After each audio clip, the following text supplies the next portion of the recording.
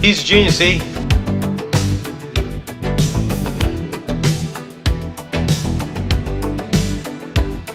Well, stupid, are you ready?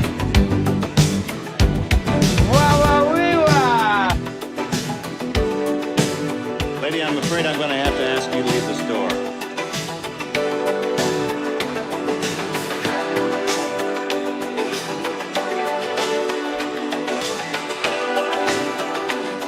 A chat with you and somehow death loses its sting. Who thought anybody could forget so much so fast without a severe blow to the head?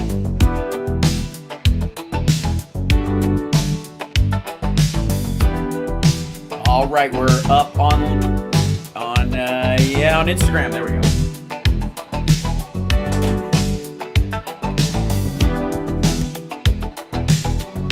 All right. Oh, look at the Twitch people throwing the emotes around. Look at you guys. There we go. Almost there. Getting a little bit ready. Oh yes.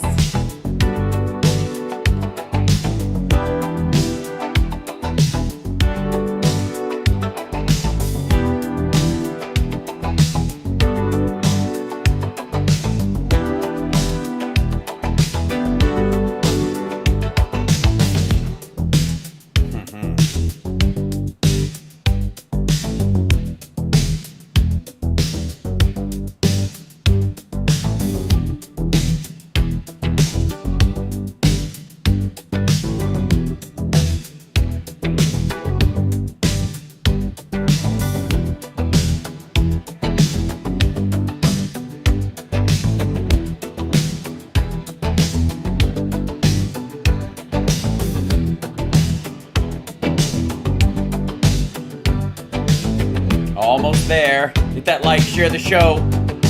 Get started in a second.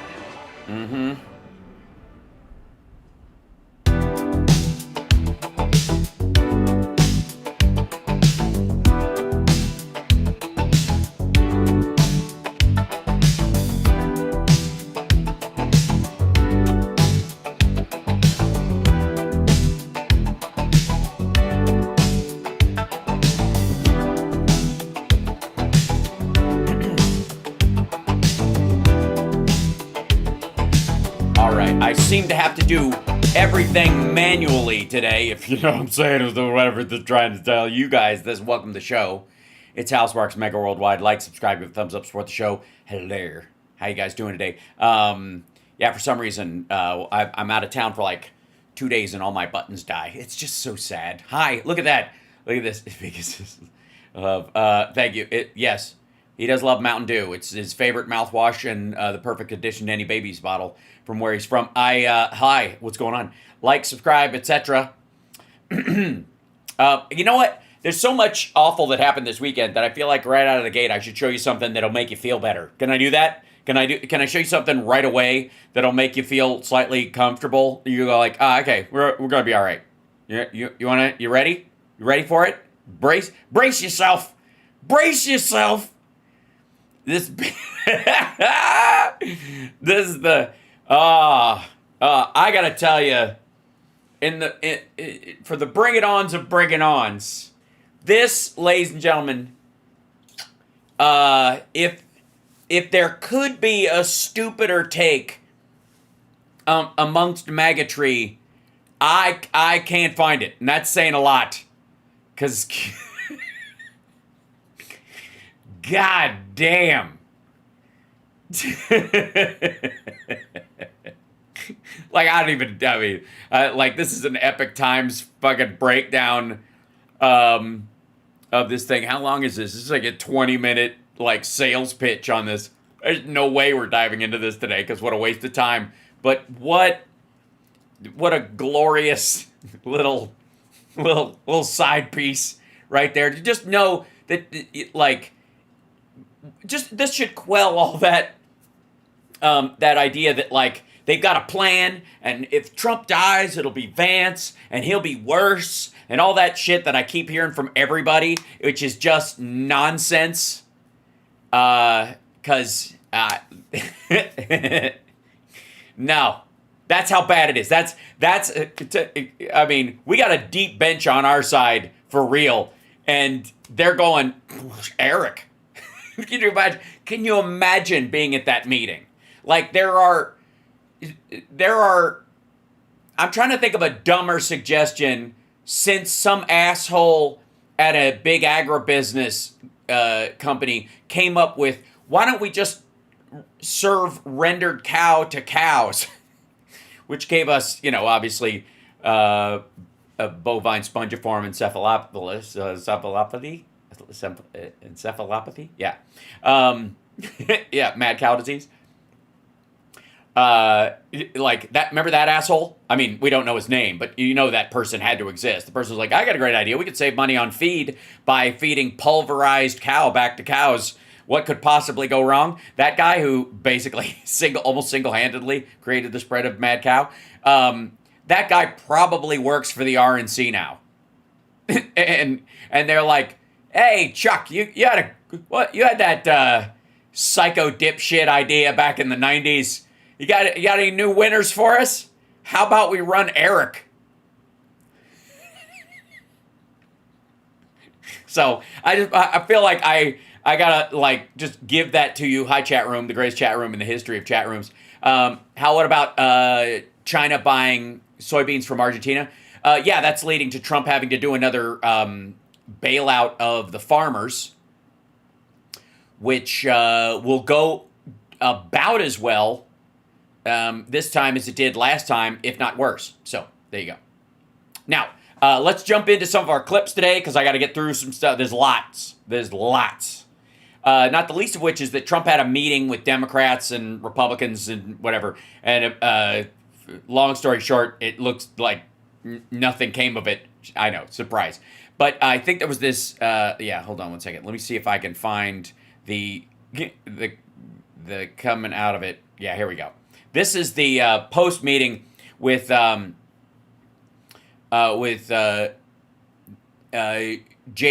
Vance right here coming out. There's Thune in the background, who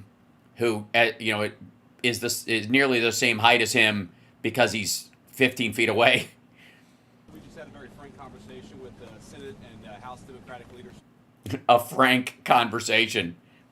Look, the principle at stake here is very simple. We have disagreements about tax policy, but you don't shut that government down.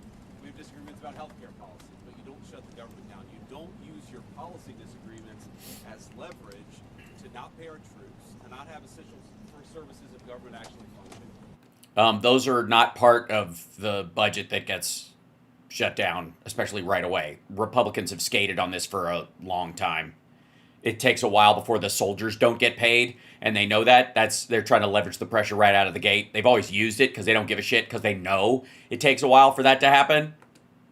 Yeah, sorry the audio is quiet. It's just the nature of maybe I'll find a louder version. Give me 1 second. There might be a I mean, it is outside, and by the way, there is something to sort of what's happening in Trumpdom, where they're doing a lot of quiet part, the quiet part quiet. Let's see. Speak after Trump meeting. Whoops. Let's see if this. See if this one comes a little bit louder. Yeah, okay. So let's start with the Democrats came out first. I'm going to see if the audio's any better on this guy Apologies if it's a little quiet. Here we go. Here we go.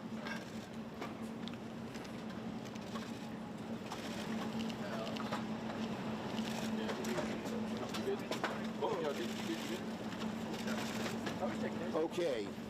Well, we met with the president for the first time since all of these issues started, even though we have requested... Can I say, like, what are these microphones for? Dear God, man. Okay, one more time. I'm gonna try and find one. Holy shit. You hope Tara's okay in Portland? No, Portland is long gone. It was burned down years ago, and everybody is just, you know, I guess it's the performance of there. I'm trying to find a louder version of it, CSL, if we have one. It's always going to be tough because these stupid setups. Oh, God.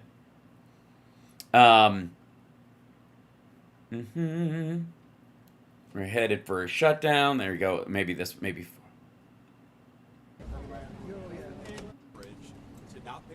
taking place until today. But if you Yeah, man. Like nobody is using their microphone. Everybody's bogarting. Chuck Schumer, Hakeem Jeffries stepping to the microphones at the White House. Let's listen. We met with the president for the first time since all of these issues started, even though we have requested repeated meetings with Leader Thune, Speaker Johnson, and the president.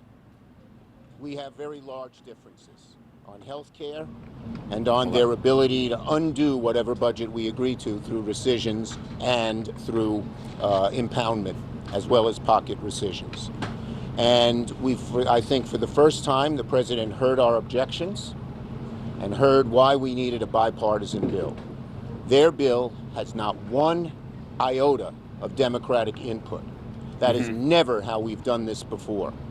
When I was leader, we negotiated 4 times with Republicans, and we never had a shutdown. And so it's up to the Republicans whether they want to shut down or not. We've made to the president some proposals. Our Republican leaders will have to talk to them about them, but ultimately he's the decision maker. And if he will accept some of the things we asked, which we think the American people are for, on health care and on rescissions, he can avoid a shutdown. But there are still large differences between us. It was a frank and direct discussion with the President of the United States and Republican leaders, but significant and meaningful differences remain. Democrats are fighting to protect the health care of the American people. And we are not going to support a partisan Republican spending bill that continues to gut the health care of everyday Americans. Oh, by the way, hold on one second. Susie in the chat room is saying these two have been useless. No, they have not. No, they haven't. In defense of both of these guys, the Democrats are out of power in both, and they only have limited power legally in what they can do. Period. You want strength in democratic movements, you have to stand behind them for long periods of time. And everybody else's voters have to do it as well. This like namby-pamby back and forth of, again, Democrats protesting outside the DNC but not Mar-a-Lago. That kind of shit is why we're in this situation, not because Hakeem Jeffries and Schumer are somehow weak. No. For the record.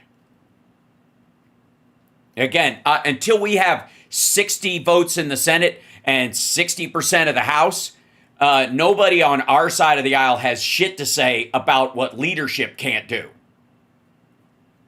Rail Guy says, Hal, you're wrong. No, I am not. Again, until the voters show up, this is meaningless. Any complaints you have with Schumer and Jeffries are with the voters in the last cycle. Why did I to honor CK on October 4th? Because he was murdered. difference does it make? Does that change the healthcare debate? No. Does it maybe get you some goodwill with the Christians on the other side that are having this? Yes. Again, a pissing contest about nothing. Nothing. Period. Full stop. There's a Republican-caused healthcare crisis that is causing hospitals and nursing homes and community-based health clinics all across the country, in rural America, urban America, small-town America, the heartland of America, and black and brown communities throughout this country. And that crisis is happening right now. And that's why we believe there is urgency to both keeping the government open, reaching a bipartisan spending agreement that actually meets the needs of the American people in terms of their health, their safety, their economic well-being and quality of life, while also addressing the dangerous Republican healthcare crisis. We laid out to the president some of the consequences of what's happening in healthcare. And by his face and by the way he looked, I think he heard about them for the first time. The closing No doubt. of rural hospitals. The fact that so many clinics are closing. And I don't know if he knew this before, but the fact that people will pay $4,000 more a year, $400 more a month, close to $5,000 more a year on their health care premiums if we don't do anything. And people don't know what to do. The average working family can't afford that. I told him how I met a mother who was crying to me because her daughter had cancer. And what has happened with health care, with what they have done, she's going to watch her daughter suffer and maybe die.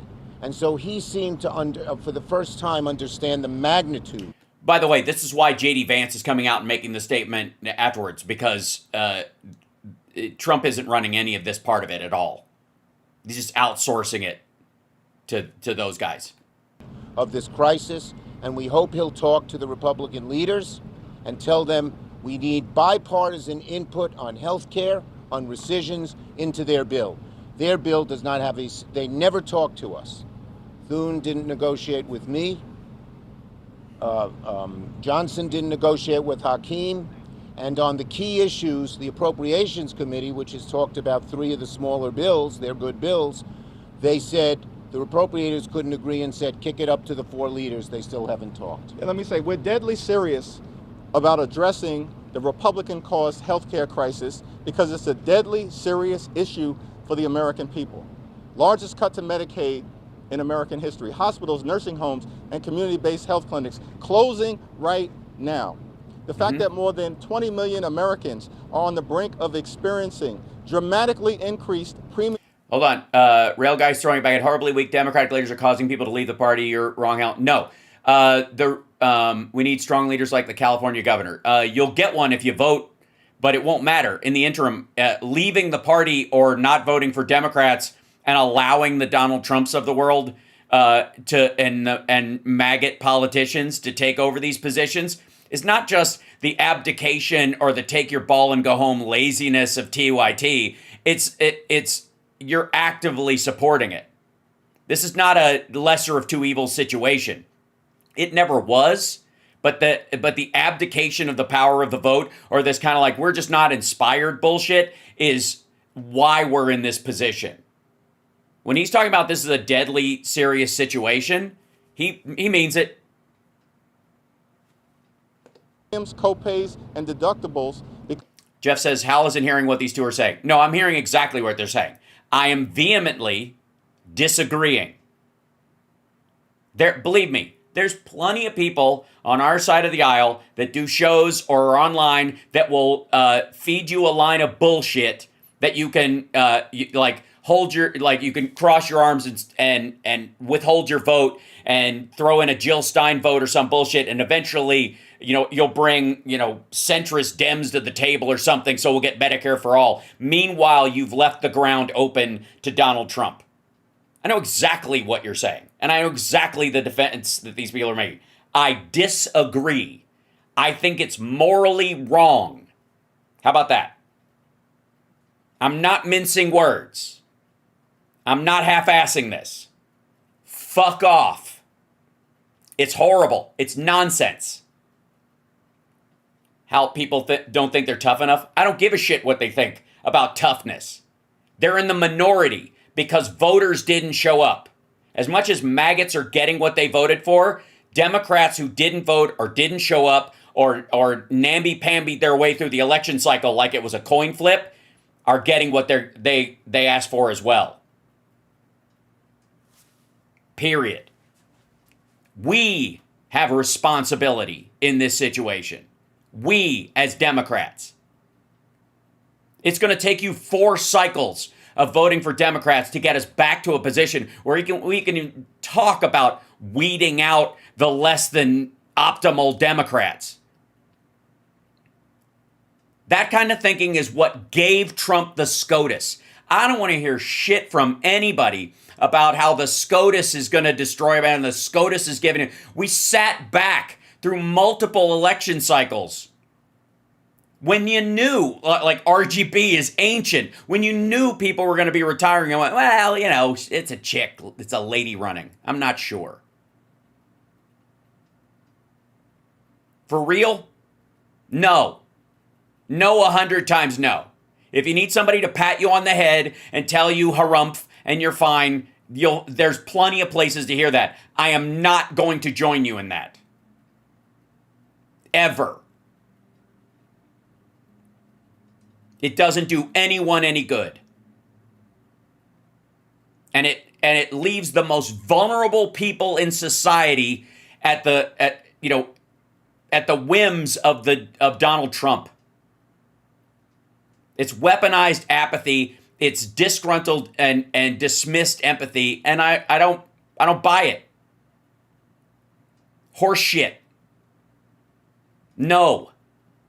Never.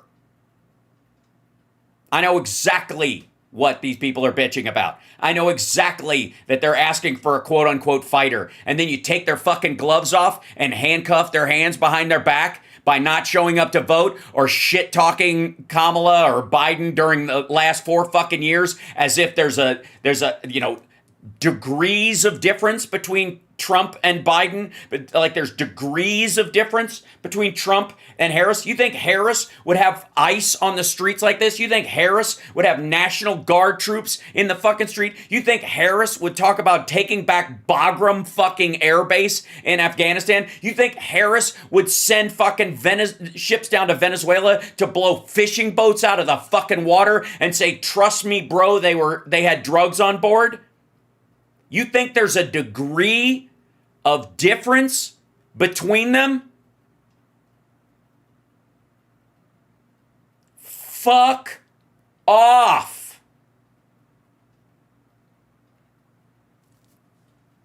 Gross, silly, absurd, childish. Other than that, I have no opinion. Because of the Republican refusal to extend the Affordable Care Act tax credits, which benefit working class Americans. And we pointed that out. I pointed that out. Working class Americans, their health care. That's what we're fighting to preserve, to defend, and to strengthen. Thank you. Question? Yeah, and anybody who voted for Jill Stein or wrote somebody in or didn't vote in the presidential but wrote it down ticket or any of that hold your nose bullshit is directly responsible as much as if they had voted for Trump for Medicaid cuts and clinics being shut down. Own it.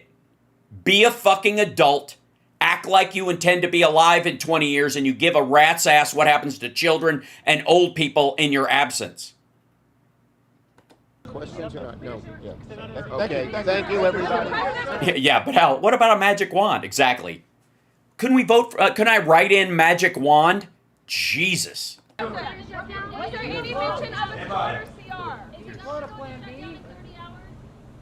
All right, we were listening to. By the way, they bring up the CR, and people bitched about Schumer and the CR. Here, these dickheads coming out. And the continuing resolution, which kept the government from shutting down, but also continued Biden's budget through the beginning of the year. The reason these clinics that are being shut down now because of this budgetary stuff didn't get shut down earlier in the beginning of the year is because we had a CR. Yeah, the idea that, like, especially people who either didn't vote or half-assed their vote or are worried about the congressional vote or the Senate vote in a state they don't live in as the solution. Please. To watch this along with me. Simalu says, bow to Jesus and repent your sin. It is behave better, Simalu. Be a better person. Stop doing the Jesus sales pitch and try to actually live the principles. I know it's impossible for you, but give it a shot. This is the Vice President and the Speaker of the House and Leader Thune. Let's listen. We have disagreements about tax policy, but you don't shut the government down. We have disagreements about health care policy, but you don't shut the government down. Well, those disagreements haven't been worked out in the legislative process because you've literally cut them out. In previous situations where Republicans have threatened to shut down the government, Democrats have actually reached across the aisle in several ways. The Democrats were intransigent and wouldn't actually play ball. They were given room to, they were asked for their input on stuff, but they openly refused to, and that's why they drove it to because they thought they could lay it at the feet of the administration at the time and make everybody blame Democrats, which, by the way, fucking worked, even on our side of the aisle. The problem is this time around, because of the Epstein files and other stuff, people are going to blame Trump in this situation and J.D. Vance. Don't use your policy disagreements as leverage to not pay our troops, to not have essential services of government actually function. Well, that's what you're doing, right? Your differences of opinion are why you're willing not to, you're not engaging with Democrats and allowing them for their input, so you're willing to shut down the government as well. Again, you require their votes, and yet you don't want to, in the Senate, by the way, only in the Senate, you refuse to reach across the aisle. That means if you're in power, you have more responsibility for that. It's why the Democrats always do, because there's real-world ramifications for this. But now, the balance of power being what it is and what the Republicans are trying to do, it's arguably better they're not allowed to implement some of these things than allowed to do it. And that the cost shows up on, in Trump's lap. You don't say the fact that you disagree about a particular tax provision is an excuse for shutting down the people's government and all the essential services that come along with it. This asshole, by the way, does not believe the government is essential. He is one of these people who believes that the government should, follows that whole, the government should be so small that Vladimir Putin can drown it in a bathtub, and that the federal government should basically be like a comptroller that asks the states for permission for everything until Trump gets in. Then he wants it to be a supreme executive monarch, but as soon as Trump isn't in, or he isn't in as well, or anybody else, especially a Democrat, is in, it should be as small as possible. If you look at what Chuck Schumer has said in the past consistently, it's whatever our disagreements are, let's negotiate with them. Let's talk about them. Let's figure out a bipartisan solution, but you don't shut the government down. Yeah, that's the part he brought up, that you guys didn't do that part of it. You didn't negotiate. You're not engaging the other party at all. That's why that's why it was smart for Schumer and Jeffries to come out and speak first. In other words, you don't put a gun to the American people's head and say, Jesus Christ, dude. That's your fucking analogy? unless you do exactly what James, what do you think happens when we die? Ask me at the end of the show. I'll fill you in. I'll tell you if you really want to know. Senate and House Democrats want you to do. We're going to shut down your government. That's exactly what they're proposing out there. Now we have to remember they're very frustrated. They say that they're very frustrated about the fact that this negotiation has not taken place until today. But if you look at the original thing they did with this negotiation, it was a $1.5 trillion spending package, basically saying to the American people, we want to give massive amounts of money, hundreds of billions of dollars to illegal aliens for their health care. Hundreds of billions of dollars, 1.5 trillion. I guess the assumption is that the entire budget, the $1.5 trillion budget that they actually have to present as a budget for the government, because that's what you do, that a vast majority of it, or hundreds of billions of it, I'm going with 3. Otherwise, you say a couple hundred billion, right? So at least 3, probably all of it, goes to illegals for their health care. By the way, illegals that this asshole can't find. For like literally the number of deportations, the number of people arrested in the country for overstaying their visa and all that kind of stuff is down from under Biden, certainly below numbers under Obama. One would think if 25 million more fucking people than ever have existed as illegals in the country got into the country, they'd be real easy to fucking find, wouldn't they? You wouldn't have to chase two fucking guys down the street and find out one of them's a citizen. Right? And the other one doesn't have a criminal record. While Americans are struggling to pay their health care bills. That was their initial foray into this negotiation. We thought it was absurd. We told them it was absurd, and now they come in here saying that if you don't give us everything that we want, we're going to shut down the government. We think that's preposterous. Yeah, that's because that's not what they said at all, as a matter of fact. By the way, for all those people that are thinking that the Democrats aren't fighting, quote unquote, according to J.D. Vance, they're saying exactly what you want to say. And somebody says, is Hal done yelling at his audience? I'm not yelling at my audience.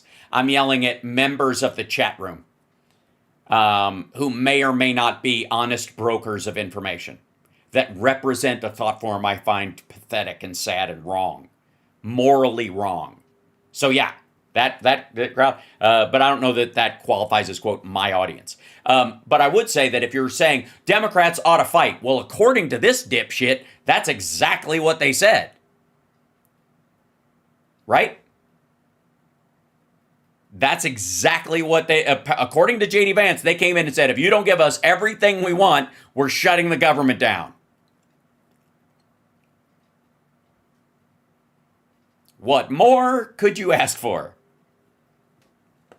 We think it's totally unacceptable, and we think the American people are going to suffer because these guys won't do the right thing. Now, I want to make one final point here. You will hear a lot from Senate Democrats, from House Democrats about the fact that American healthcare policy is broken. Well, we know that American healthcare policy is broken. We've been trying to fix it for the 8 months that we've been in office. With what? Oh, right. Sorry.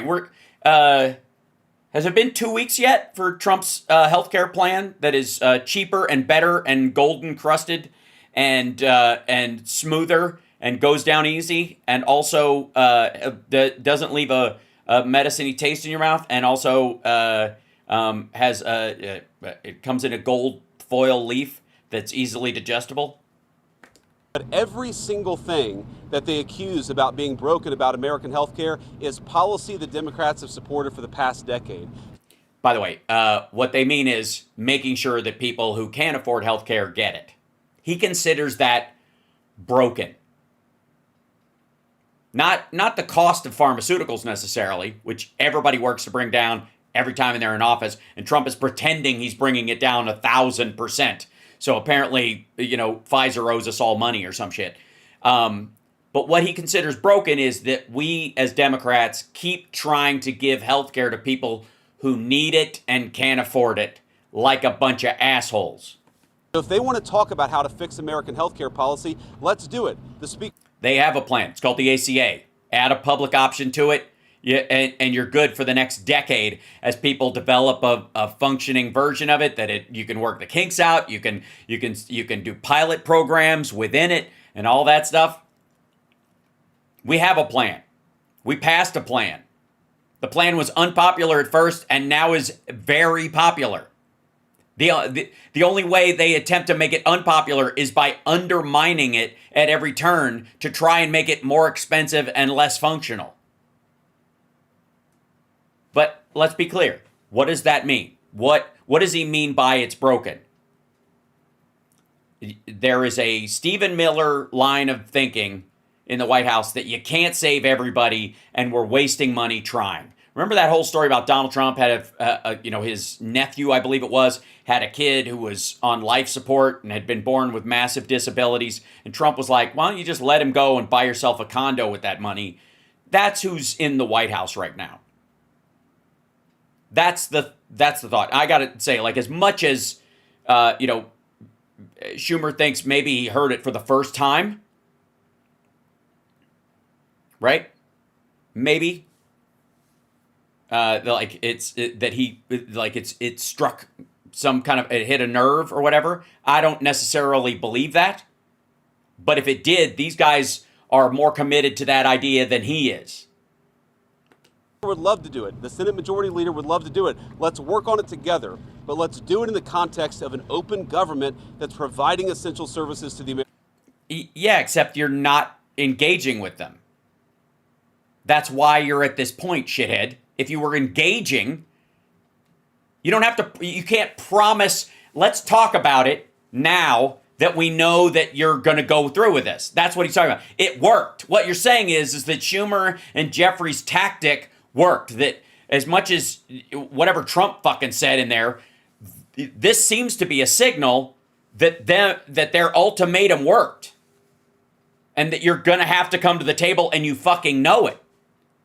Let's talk about it. Well, but let's leave the government open. Well, no, the only reason you're talking about talking in the first place is because they're threatening a shutdown. They're playing hardball.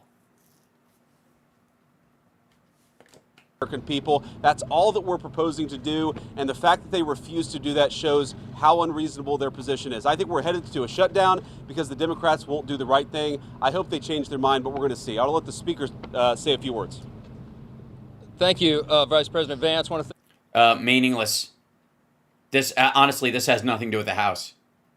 Unless they, obviously, if they sent a bill back up to the Senate that could get all the votes, the House could do something or whatever, but they're out of it. Anyways, at this point, it's really about, the Senate. It's the only place where we have any leverage whatsoever because they need 60 votes.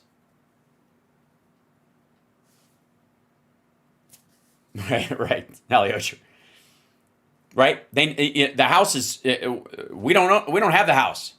Even with our brand new member, which, by the way, will have enough crossover votes to release the Epstein files, we don't have, all the Democrats voting. There aren't any Republicans that would come over to the other side. Like people are, like he's saying basically in the Senate, why won't they come over and keep the government open? Because we don't want to use this as just leverage as to get through our priorities and fuck your priorities.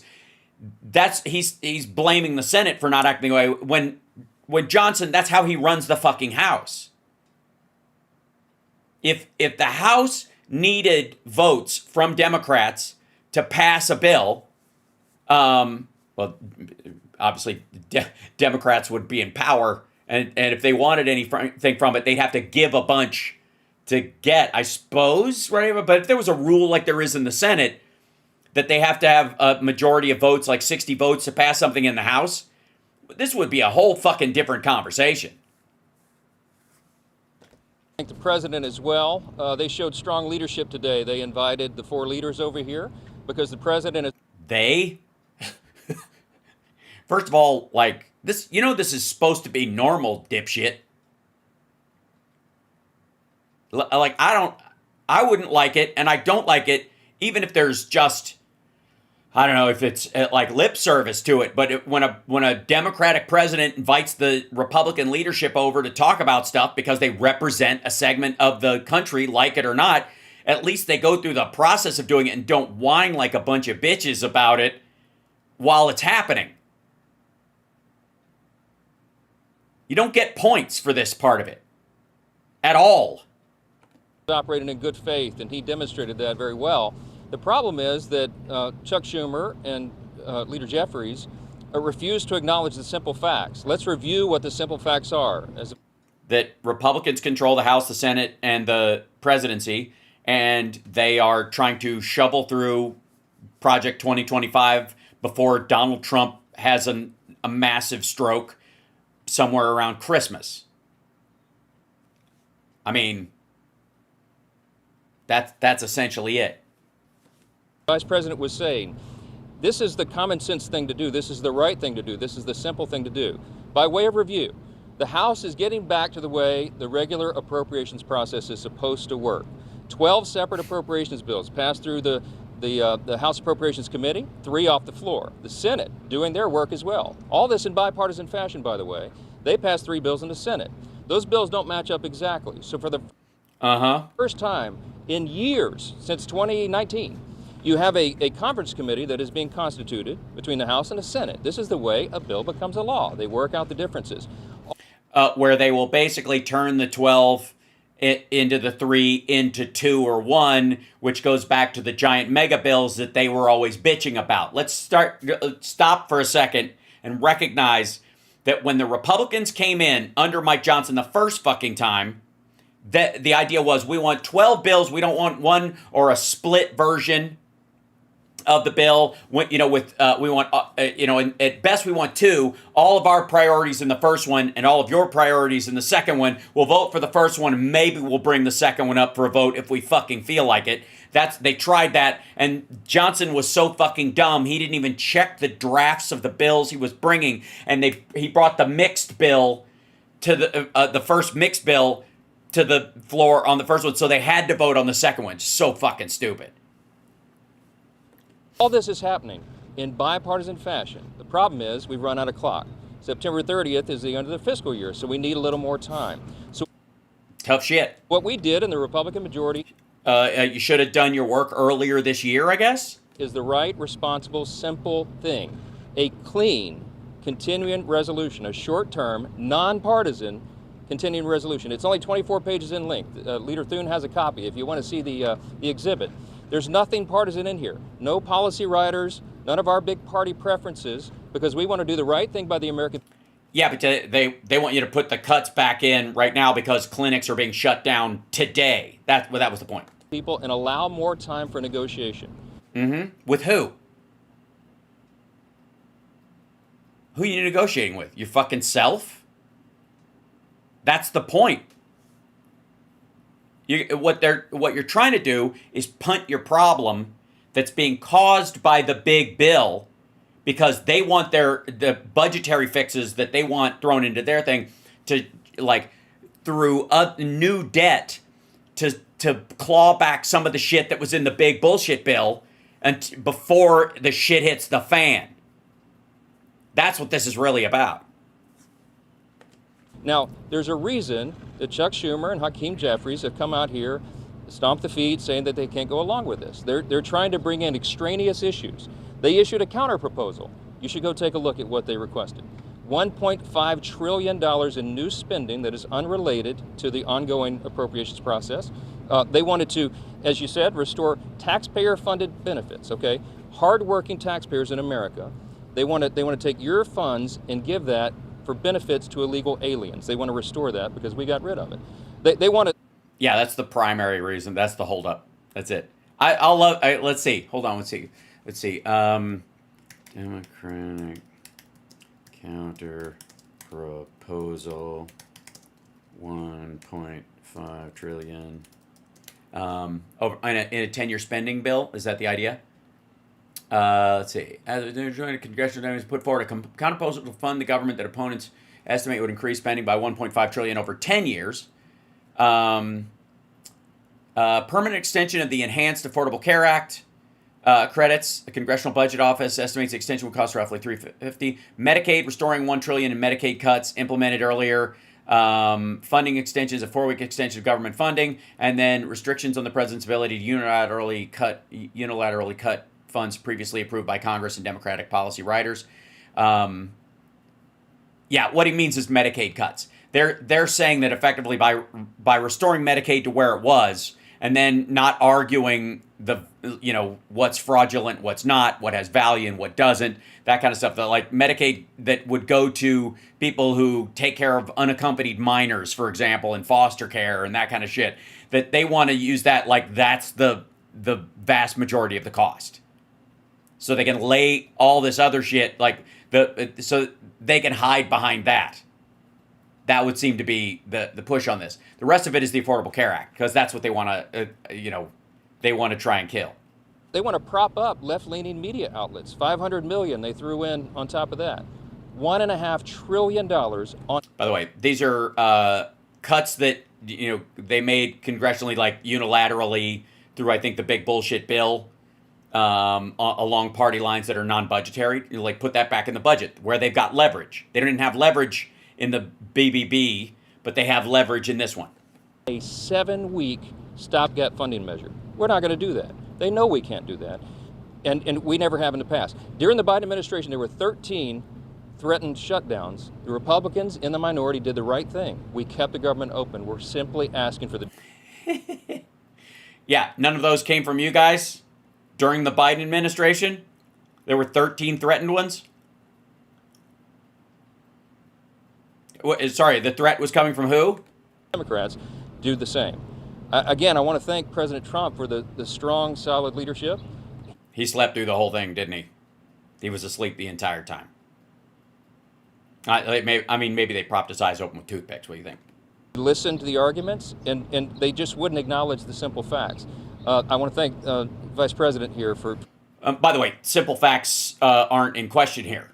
You can have a difference of opinion about priorities, but that's not a matter of simple facts. You can either agree with them or not, or you can come to the table and negotiate, or you could say they're 1.5 trillion. We're not interested in any of it, so fuck it all. Therefore, you got to give us your votes to keep the government open regardless, and we're not going to negotiate on any parts of it. And by the way, remember when people used to bitch about Democrats coming to the table and asking for like a third of what we need because they're afraid to ask for everything we want? Remember that big complaint? I'm sure everybody in the chat room, yes, chat room, you guys remember that whole conversation that we had year after year, which was that if you're going to negotiate, start well beyond what you need so that if you have to walk something back, you get what you want. You know, instead of start with what you want and end somewhere below what you need, right? That was people bitched about Democrats doing that. In this particular case, for the record, according to both sides of this argument, including the Republicans who were just in this fucking meeting, the Democrats came in with the full fucking list. Here's everything. We want all of it, or we're going to shut shit down. Now, you could say that's a negotiating point, or you could say that's the final line. But it's well beyond, they've obviously learned that fucking lesson. And again, credit where credit is due. Yes? Okay. Because shouldn't that matter? Does that matter, chat room? Does it matter that? Yeah. Because people used to bitch about that, and apparently they got the note. Okay. It's just, maybe people just don't recognize good stuff unless you, like, hammer it. Like Trump's propaganda thing about his lies. Maybe the truth needs just as much help. Maybe the truth needs just as much hammering. How did you get an invitation to perform at the comedy show in Saudi Arabia? No, I'm not going back to Saudi Arabia anytime soon. After what happened last time, I've been once. Showing his leadership as well. If the Democrats make the decision to shut the government down, the consequences are on them, and I think it's absolutely true. Why? Wouldn't that be the result of the leadership? If the government gets shut down, by hook or by crook, it's the responsibility of the people that can make the moves to keep it open. If the priority is to keep it open, and that is as serious as at least coming to the table, and there are non-negotiable points and there are negotiable points, one would say you would jump straight to the negotiable points and reach some sort of bridge, I guess. But if everything you're doing is just to be a fighter and just for spite, and the other side is evil, this is where you end up, asshole. This is the result. We've never said that was a good... Also, why the fuck are you talking? Honestly, the House is meaningless in this circumstance. Unless they're going to draft a bipartisan bill, which is never going to fucking happen. Idea, we never believed it is. And I want you to remember, when we voted in the House, we passed it out of the House. The House has done its job. We did that almost 2 weeks ago. Right. Because you don't have a threshold that you have to meet to pass it. It's just fucking one vote. If you clear the number and you've got the votes just in personnel, and you barely got that shit through with your own fucking people. So the idea that Democrats have to hold the line for you in the Senate when you barely got everybody in your coalition in the House to sign on to this shit. Every Democrat in the House except one voted to shut the government down. That is the record. And don't forget it. I'll ask Leader Thune to step in here. Well, thanks, Mr. Speaker, Mr. Vice President. This right here, ladies and gentlemen, is what we're talking about. 24 pages. It's a continuing resolution to fund the government through November the 21st. I don't know where they're saying this is some huge partisan thing. This is something we do fairly routinely. And when the Democrats had the majority on 13 different occasions, they had the majority, President Biden was in the White House, we passed continuing resolutions to fund the government. Yeah, by the way, every time you pass a continuing resolution is not a threat to shut down the fucking government. Biden actually had a fucking budget. This is purely and simply hostage taking on the path. Oh, okay. So J.D. Vance, they've got a gun to the American people's heads. These people, they're taking people hostage. The guy that Rick Moranis will play in the movie, it didn't have a violent analogy, unfortunately. On behalf of the Democrats, the Republicans are united. House That's adorable. Republicans, Senate Republicans, President Trump. The House has passed a clean funding resolution to fund the government until November the 21st. It's clean. It is bipartisan. And it helps us shut down all these rural hospitals so we can rid ourselves of these pesky rednecks that we have to get votes from all the time. And it is short term. But it gives us enough time to finish the appropriations process, which is the way we should be funding the government. No, actually, if you run the House and the Senate and the presidency, instead of the fucking leader golfing all the goddamn time and pretending he solved all the wars in the world and sending the military off to fucking Venezuela and yammering online all night long, you assholes should have handled the appropriations process earlier in the year. But this dickhead over here had to shut down his fucking House because to stop a vote on Epstein from happening for a fucking month. Seriously, like, this is the reason we're in a situation where there might be a government shutdown and where there's, it very well may have happened because of the intransigence of these dickheads anyways. But let's be abundantly clear. What has eaten up a shit ton of their legislative time, both in the House and in the Senate, and arguably within the DOJ and the White House as well, has been covering the Epstein shit up. That's why we're headed towards a government shutdown. That's why these assholes can't craft a budget or get their fucking caucus in line. Because they can't have conversations that involve Massey and some of these other folks because they won't resolve the Epstein shit, so they've got this giant entrenched line. This is all about Epstein. So Republicans in the House, in the Senate, President United, they've passed the bill. This is sitting right now at the Senate desk. We could pick it up and pass it tonight. We could pick it up and pass it tomorrow before the government shuts down. I don't know. How long would it take you to eat it? And then we don't have a government shutdown. It is totally up to the Democrats because... Yeah, but you guys could have done that a fucking week ago, I guess, and been talking this whole time and resolved some of these things. But you refused. Trump had a meeting before. Now that we're at the fucking deadline, and we got a fucking day and a half, as evidenced by, yeah, it's totally CSL. Johnson's not swearing the new rep in just to slow the fucking process. That's, and again, that's about Epstein. Right now, they are the only thing standing between the American people and the government shutting and the building of the Epstein ballroom down. We're all in favor of funding the government. And this is something that's been... Yeah, we're all in favor of funding the government as long as it doesn't do anything. As long as it can't, the Treasury can't track fucking Trump's crypto shit, and the IRS can't look into Trump's buddies who are on Epstein Island, and there no regulations apply to the fucking pollution coming from his buddies in the coal industry. As long as we love the government up and running, as long as it's like kneecapped and shackled. It's hobbled like it's in a fucking bed in the misery. Done routinely 13 different times by the Democrats when they had the...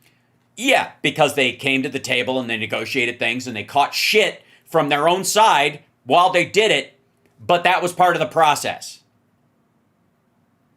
They weren't cowards about it.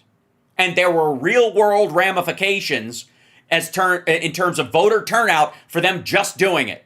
But the cost to real human lives was protecting those people was worth it. Or at least, I guess we'd like to think so, because now Trump's in power, and the people who, took their ball and went home and didn't vote for Harris because of whatever gripe they fucking had, that handed it over to him because of these kind of things, because they had to reach across the aisle, because of this fucking illusion of monarchical power on either side in a democracy of all fucking things.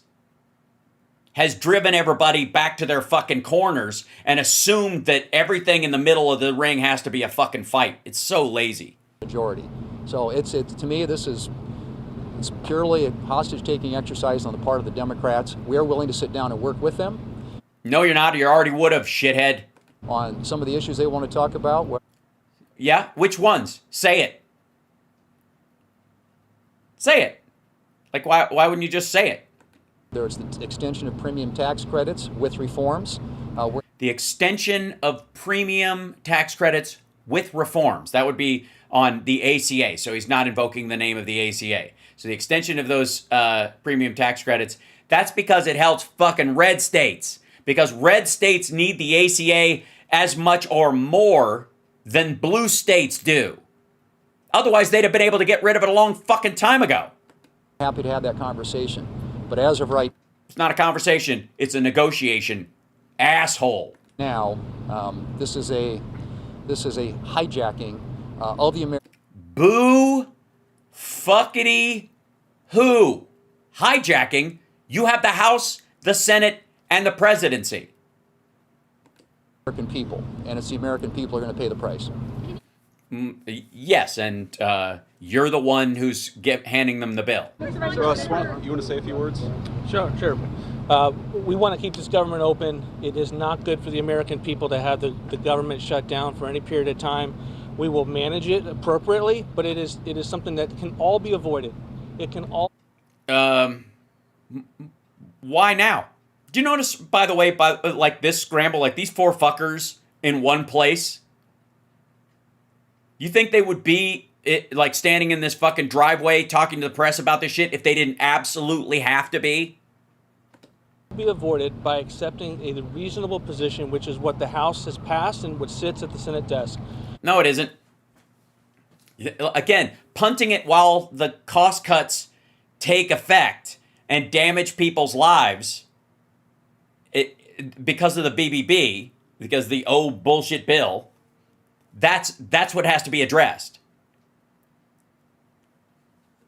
Which is to continue to fund the government with a short-term continuing resolution. Also, by the way, this fucking piecemeal taco goddamn tariff policy in terms of the budget is the same. Like, how do maggots call this leadership? Do we have any? We've got to have some maggots in the chat, right? Besides the faux Christian dude who was posting symbols earlier.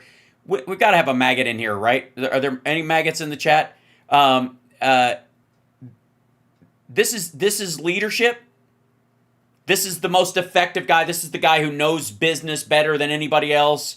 This is the guy who's, I know, bankrupt 6 times, but always someone else's money. Also Russian money through Deutsche Bank, keeping his properties afloat for a long time. Also Epstein's running buddy for 25 years.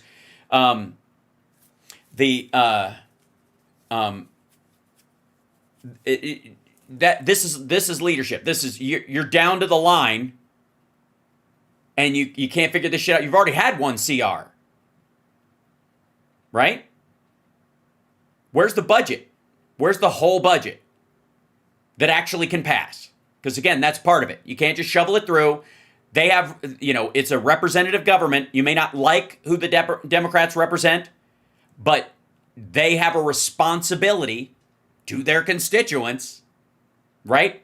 And you've got to meet them insofar as you need their vote, as we've done with with Republicans over the years, much to the chagrin of the Democratic voter. Because that's leadership. Because if you're saying this is the cost, this is what it will cost, American people will be harmed in this. If that's the reality, if you really believe that, then you have a responsibility to make sure it doesn't get shut down by finding a way to make it work.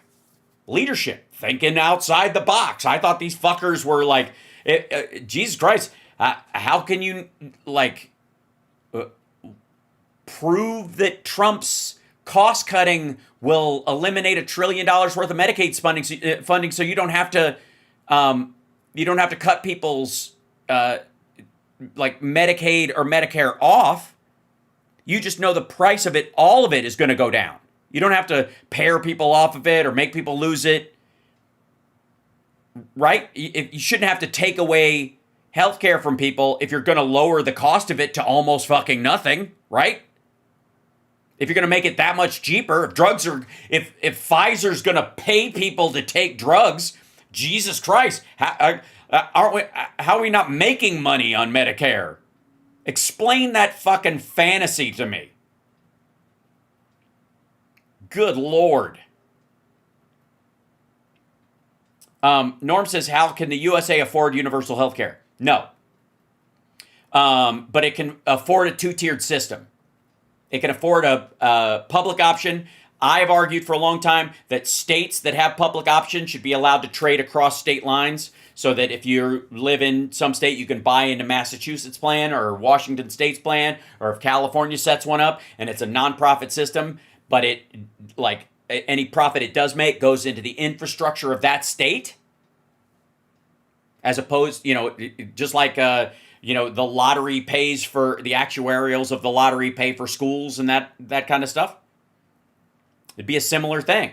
Instead of having one big federal system where a bunch of Republicans can come in every fucking second cycle because, like, weak-kneed, left-leaning independents and soft Dems all run for the fucking hills, or the crust, screams about everything and then disappears and doesn't vote or votes Jill Stein, so that Republicans could come in every 8 years and knife the plan so that it doesn't do what it was intended to do and cost more, so they can blame everything on it. If states did it and you could buy across state lines, no matter what state you were in, it would benefit those states, and it would give an impetus for other states to start their own. That would be nonprofit, and any profits taken in obviously would go to the state. I'm saying it would work. Could it go back to public hospitals? No. Because the problem is it would work in certain areas, but it wouldn't be ubiquitous. You wouldn't have universal health care. What you would have is, just like schools, you have areas where people give a shit and they would have hospitals. And then you would have, quote unquote, food deserts and, and hospital deserts and medical deserts, because Republicans don't give a shit and there's a bunch of fucking RFK adjacent anti-vaxxer shitheads who live in the sticks who only come out to vote against health care for their neighbor every fucking 6 years. That's why. You want a ubiquitous program? Make a public option available that is either internally within the government, managed by that's effectively a nonprofit, but any costs that aren't paid out stay in the government and are used for other things, just like the Social Security Trust Fund would be. And you could leverage that debt against something else if you needed to in an emergency. But better if states could run their own single-payer systems, and then anybody in another state could buy into that state if their state doesn't have one. Therefore, helping to fund that system in the state, and that you could, if you don't want to buy into a for-profit company's version, you'd have that option if you want to. But if you didn't want to do that, or you didn't trust it, you could do it you could buy into California or Washington State or Massachusetts system. And it would give, like I said, more states an impetus to create their own system for their constituents. And if it was superior, you could buy into it. You'd have choice in those single-payer systems. And so no regime could roll in and undercut the federal version and fuck it up like they keep trying to do with Social Security every time, because you'd always have a state option that you could go to. Yes, kind of like what Massachusetts did. But it would be available across state lines. So that, by the way, also, for-profit companies would have to compete with the state companies in quality of care. I mean,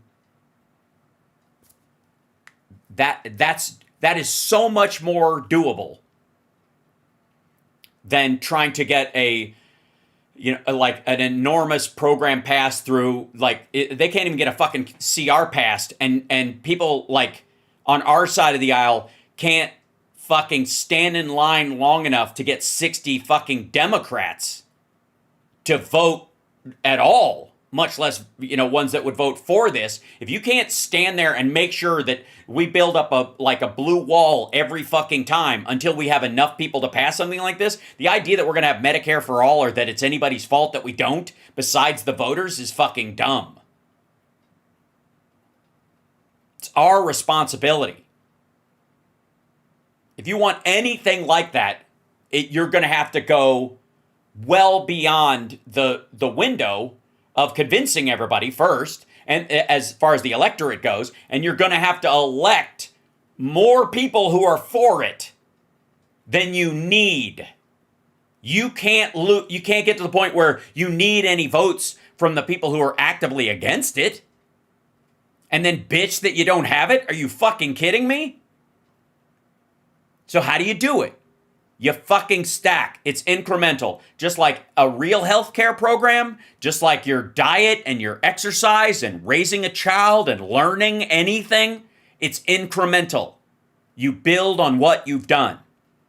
And if you have a fallback because it was ineffective or it didn't work or it broke down or it couldn't support its structure or it wasn't it was headed towards insolvency and one thing, and you had to pare it back. You at least have built on it, which is, by the way, what the ACA is doing over time. It's exactly what Obama was doing at the time, and everybody who fucking bitched about it at the time, because it wasn't Medicare for all right out of the fucking gate, were a bunch of assholes. Because if you ever want a chance at a universal system that is either single payer from the government, you're not going to get there in one fell swoop. You're going to build it. It's going to take time. It is going to have to be stress tested.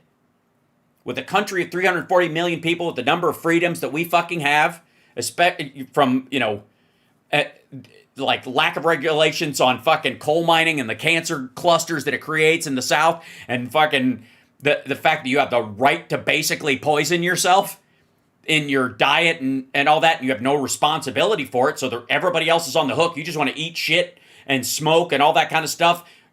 And we had a single payer system, everybody else is on the hook for your behavior. Like, you're going to have to find a way to make that manageable and sustainable so that people don't resent it and try to shut it down. The NHS in England is always in danger of being shut down or limited by the Conservative Party when they get in power, not because they're just dicks and they hate it, which is probably true anyways, but because there's a huge section of the population that resents the fact that they have to give care to people who don't care for themselves. And that's what the Republicans are using right here. Like, that's just what fucking JD Pants over here fucking said. They want to give money to illegal aliens. They want to give health care to illegal aliens, right? That's what he did. That's what he's trying to gin up, that feeling. That's exactly what he's using to manipulate the electorate. So you got to handle it. If you want what we're talking about, you have to build that system to be resilient against attacks like that, or they'll just undercut it at every chance, and it'll never get a chance to get off the ground. The responsibility in these situations, the true caring aspect of governance and actually doing this stuff takes a lot longer. None of these problems are solved with a single fucking bill. And if you don't believe me, check women's rights and suffrage. Check the Civil Rights Act and minority rights in this country. Did the passing of those bills into law solve those problems? Did it eliminate the people who would try to undermine them and destroy voting rights and all those kind of things? Of course not. Even in the situation where there is a giant leap forward, you're still patching it and building on it and protecting it forever. So, for the record, somebody said the Democratic Party has had ample time to get things done, but they have been more concerned about meeting in the middle. Look where that got us. I'll tell you where that got us, Jose. 25 million people have insurance when they wouldn't have. The child tax credit brought more children out of poverty than at any time in history. And it was so popular and so functional when the Democrats put it in that the Republicans had to leave it in. It's not only in the big bullshit bill, it's also in their CR. That's what the Democrats have brought you. Everything you take for granted, S-chip, SNAP, public education funding, the removal of lead pipes from the fucking water system that is happening all over the country right fucking now. That's what Democrats have brought you. Rural fucking broadband. Internet everywhere. You know these rural hospitals that are being shut down, that everybody's bitching about it? They wouldn't have existed in the first place if it wasn't for Democrats. That's what Democrats have brought. What's walked it back and what's required a meeting in the middle is this sort of namby-pamby expectation that everything comes magically and that you can just win by fighting. That the louder you get and the meaner you get, the more the other side will be convinced to get scared and vote for what you're doing. And it doesn't work that way. It never has. That's why the ACA still exists. The Infrastructure Act, like, it was one of the greatest pieces of environmental policy that's been passed in decades. It's resilient. Trump's trying to shut down parts of it, and he fucking can't.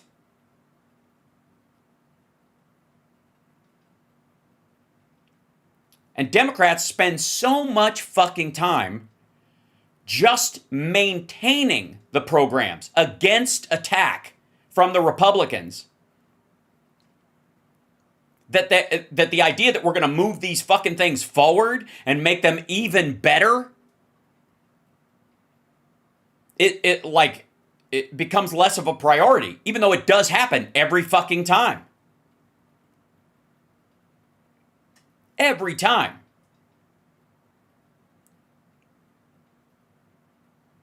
The consequential nature of what Biden passed and what Obama passed is nothing short of historic. But there's a whole lot of what have you done for me lately, which would be perfectly fine if we had 60 Dems in the Senate, I'd say 65, and 60% of the House, and the fucking presidency. Then, yeah, what have you done for me lately after 2 fucking cycles? After an 8-year run where we held our coalition together and we actually did it, yeah, you'd have a reason to start stomping your foot and going, what the fuck? But that's not what happens. And by the way, it happens to Republicans too.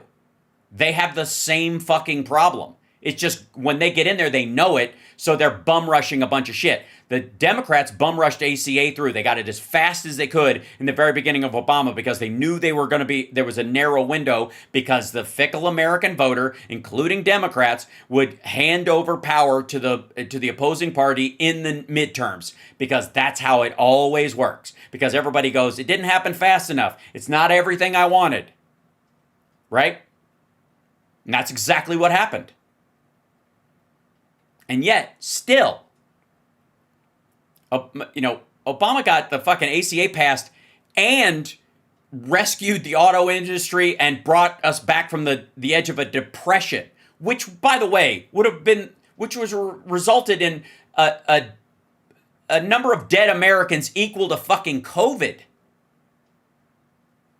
if we'd have hit a depression.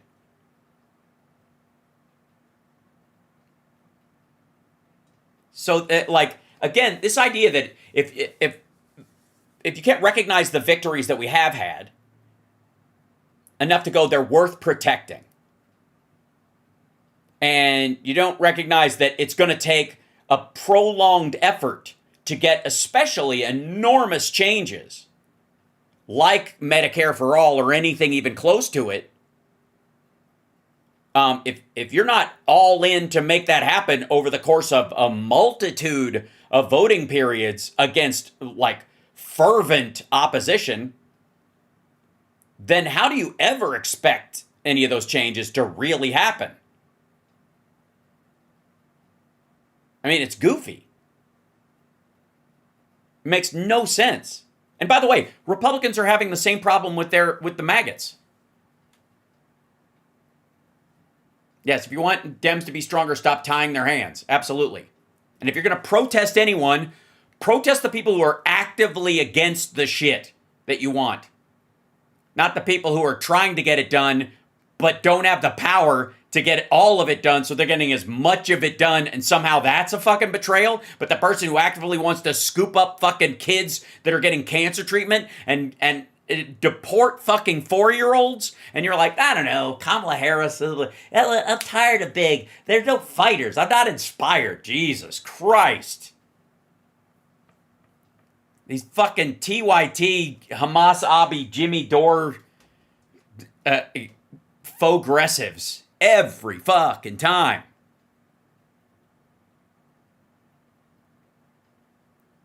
It's just fucking lazy. And and I gotta say, it's dismissive. Speaking of dismissive, look at this asshole. Let me show you how fucking nuts the right is right now. This is Ted Nugent's little spirit campfire show where he co-ops Native American traditions. Why, I don't know. The idea that he's fucking, because he bow hunts or some nonsense, that makes him kind of a Native American, because he kills deer and eats them, in between eating at nice restaurants in fucking Nashville or wherever the fuck he hangs out. He's just dumb. But they're all wearing this fucking shirt now. Welcome, one and all my all-American, roustabout, working hard, playing hard Americans, rock solid in the asset column of the American dream. By the way, for the record, Ted has been trying to be David Lee Roth for so fucking long, and he's desperately wanted the kind of like rock and roll prattle that David Lee Roth and Steven Tyler do, that he does this kind of forced Americana version of it all the time, and it's really lazy. It's annoying. To work ethic, sacrifice, risk, and clever, sincere prioritization. Oh, you mean like pretending you're eating your own shit by putting a candy bar down the back of your pants and eating a Baby Ruth like you shit your pants so that you can get out of going to the Vietnam War, or adopting a teenager you were fucking because in Michigan incest isn't a crime, but sex with a minor is, like that. Those kind of innovations. Those kind of, yeah, that kind of shit. I'm still in a fog. Well, it is. I mean, so, well, how long has it been since 1974? Okay. But you know what? I rise above, because if you take a close look, I know I'm a little different. No, I'm not a little different. I'm really different. But I shouldn't be different. We should all be Charlie Kirk.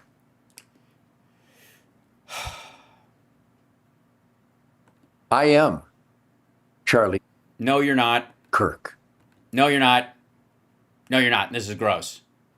Like, this Guy Fawkes, I am Spartacus horse shit is embarrassing. And I see the spirit of defiance and suspicion. That is the Yeah, that nothing says it. Yeah, nothing says it better than defiance and suspicion. I got to tell you, like, part of this, I haven't pre-watched this because you guys know I don't pre-watch this ridiculousness. But I got to tell you, a bunch of these folks on the right think that Kash Patel and Bongholio and all these assholes are in on a cover-up, and that whether you believe, like, whether it's Candace Owens who thinks it was fucking Israel or the deep state or whoever the fuck, they think Kash Patel and those guys are a part of it. Of the American dream. It's what I reek of, because that Nugent is crazy. No, I think you're I think you're a manipulative poser. I don't know, crazy. I think that's the poser part of it, because I don't think this guy's crazy at all. I think this is just a grift. It's like crazy TM. Because I dare to push back against the status quo. Yes, unlike other people who play in rock bands. Yeah. All things status quo. All things status quo. Yeah, fuck. Yeah, please, look, Ted, I'm not a fan. Let's just say that for the record. I find you're playing very pedestrian, and most of the songs that you made famous were sung by someone else at the time, whether it was Amboy Dukes or Damn Yankees. That said, if you're going to go against the status quo of gravity, take off from the ground. Don't test it from the roof. Just trust me on this. A liability for quality of life. Wow, the author of Wango Tango just reiterated a profound sentence. Reiterated? Sorry, it's plagiarism. Okay. Because I'm a simple man. You mispronounced simpleton. I'm still hurt. They murdered us. Oh my fucking God. No, they didn't. They murdered Charlie Kirk.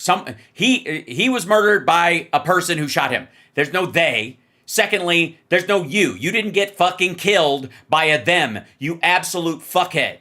Like, how... Do you have any... Like, this is so fucking gross. A guy was murdered and you're like, that was me. You know what this reminds me of? It's like that David Cross bit about the person who worked at New York, the casino on 9/11, and goes, I was right near the towers when they were attacked. Not the real towers, the fake towers at New York. Like, you know, where they just like borrow the trauma. Like trauma. This is trauma jacking. That's what this is. This is fucking... Is trauma jacking a word? If not, it should be. They killed us. Get the fuck out of here. Oh, Erica Kirk was crying because her fucking husband got shot and he died. You absolute shut the fuck up. They murdered the First Amendment. No, Jimmy Kimmel. No, they didn't. No, they fucking didn't. There's no they. Secondly, they weren't successful. The guy wasn't successful. And by the way, if the fucking First Amendment can be wiped out with one assassination, what kind of faith do you have in the fucking Constitution, you asshole? Should be fired because you do have the right to speak your mind. But when you speak your mind and it's toxic. Oh, I'm sorry. So you agree that the First Amendment should die? Sorry, why aren't you wearing an I Am Tyler Robinson shirt then? For real. If you think people should be forced to shut the fuck up by violence or firing or being canceled, and you agree with that, and you're like, toxic speech should be shut down, why aren't you wearing an I Am Tyler Robinson shirt, Ted Nugent? You absolute tit. The fuck out of here. Toxic. This motherfucker on stage held up an M16 and talked about shoving it up Hillary Clinton's vagina and pulling the trigger. The fuck out of here, toxic. And it's nasty and hateful and it's dishonest. If you're a liar, you get to speak your First Amendment right lies, but then they get to fire me of any gig I might have, which really is fascinating because I'm the boss. I won't fire me because I think I'm the hardest working, most productive member of my various businesses. Sorry, you haven't yet fired yourself from your own fucking band? You want credit for that? What the fuck is this? Projectile management. Do you manage your projectiles? Kimmel should be fired because he's nasty. Okay, so again, so Ted Nugent officially comes out siding with Tyler Robinson. That if you don't like someone's speech, that's enough for it to be ended by hook or by crook. And he said the fucking idea that this asshole is wearing an I Am Charlie Kirk shirt while making the argument that Charlie was killed over First Amendment rights and saying that like somebody should be fired from a network fucking show for jokes you didn't like or that aren't on your side. Get the fuck out of here. Like, how do these fucking... How do you not get a fucking brain cramp, fall over, and cave your head in on a coffee table? Like, how? Seriously, are we gonna pan down and he's gonna have like shoes on his hands and gloves on his feet. He's just fucking pants on backwards. Good God. You can speak, but when you speak indecently, when you speak with toxicity. Jesus Christ. Again, this asshole like threatened Hillary Clinton by shooting her through the crotch with an M16 on stage at a fucking state fair.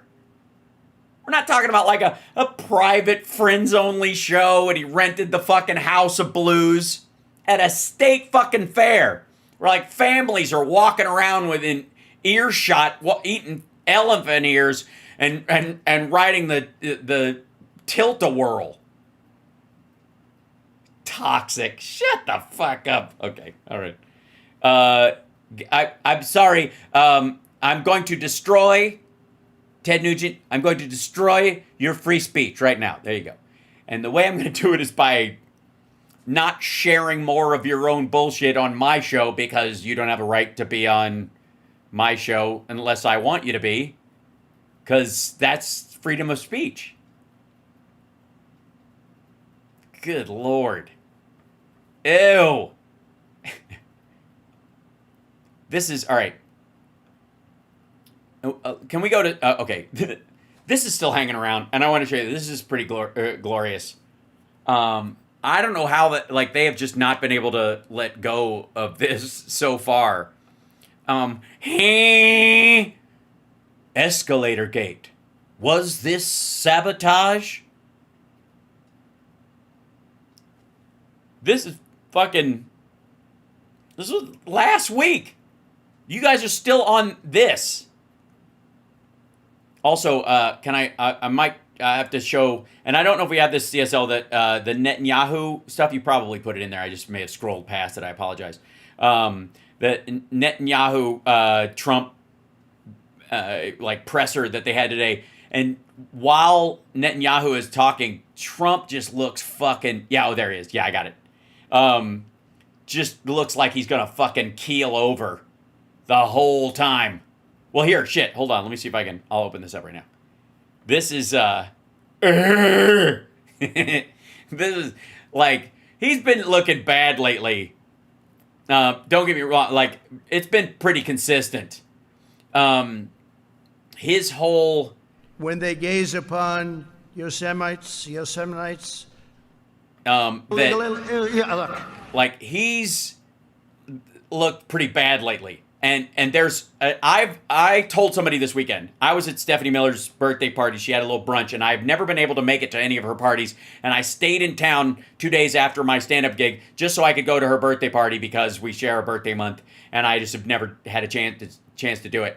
And so I stuck around. I got to talk. It was great. I got to see Kathy Griffin, who has a new tour called New Face, New Tour, because she just got a new facelift, which I don't understand, but okay. And we had, you know, I haven't talked to her. I don't think we haven't had a sit-down conversation since I sang Total Eclipse of the Heart with her and Margaret Cho at Judy Toll's birthday party in like 1997. Yeah, little 20-something Hal hanging around with the alt comedy crowd, who had utter disdain for me, by the way, at the time, and maybe still do. But had a great conversation with him, and Mark Hamill was there. He and I share a birthday, so I would like to reiterate, if I may, happy birthday to my brother from another year. But I was making the case that, like, by the midterms, easily, Trump's window of function is going to be 4 hours a day, maximum. It could be worse. There's always room for it to be, but it's for real. And I'm not being facetious. I'm not willing this on him. I'm not wishing it on him. I'm just going by what every doctor who's looked at him has said, what his fucking symptoms have been, what he's like in public most of the time, what the window of, like, consciousness that he has, and then him waking up in the fucking middle of the night and then fast back, you know, that he's doing all night long. And then I really do think by spring, I'm going with 4-hour window a day max. Maximum. That anything outside that, we're talking Reagan in 1988. Reagan had primary dementia, and he entered primary dementia in 1981 after being shot. The idea was that he would have done that later in life, but because he was shot, it sped the process up. It was so damaging to his system that it slices 10 years out of your life and brings old age closer, right? Because it's so hard on you when he was shot. And so Trump, I think, the stress of the 4 years in between where he was having to deal with his other shit because he didn't give a fuck when he was president about the ramifications of what he was doing, and I don't think he does necessarily now. But the fear of Epstein, the fear of losing his money and people seeing through his fucking mask and the embarrassment of it and all that kind of stuff definitely took its toll. And now now that he's a lame duck, he's aware that he's nearing the edge of his useful window for everybody around him, and he can smell it. Somebody says, I disagree. I think he's going to blow a clot by New Year's. I agree with you, but I'm not counting on that. That is one of these, like, you know, that's a maybe that's out there almost always floating. Could happen tomorrow because he's that age and he's that infirm. But at the very least, maximum. Like, if they do everything right and they gack him full of, you know, peptides and fucking Adderall and all kinds of stuff and throw, you know, NMN down his fucking gullet and get him NAD plus IVs, which I guarantee they're doing all that shit, it won't matter because he's such a fucking mess. And this is a real example. So this is him with Netanyahu, and they gather, yeah.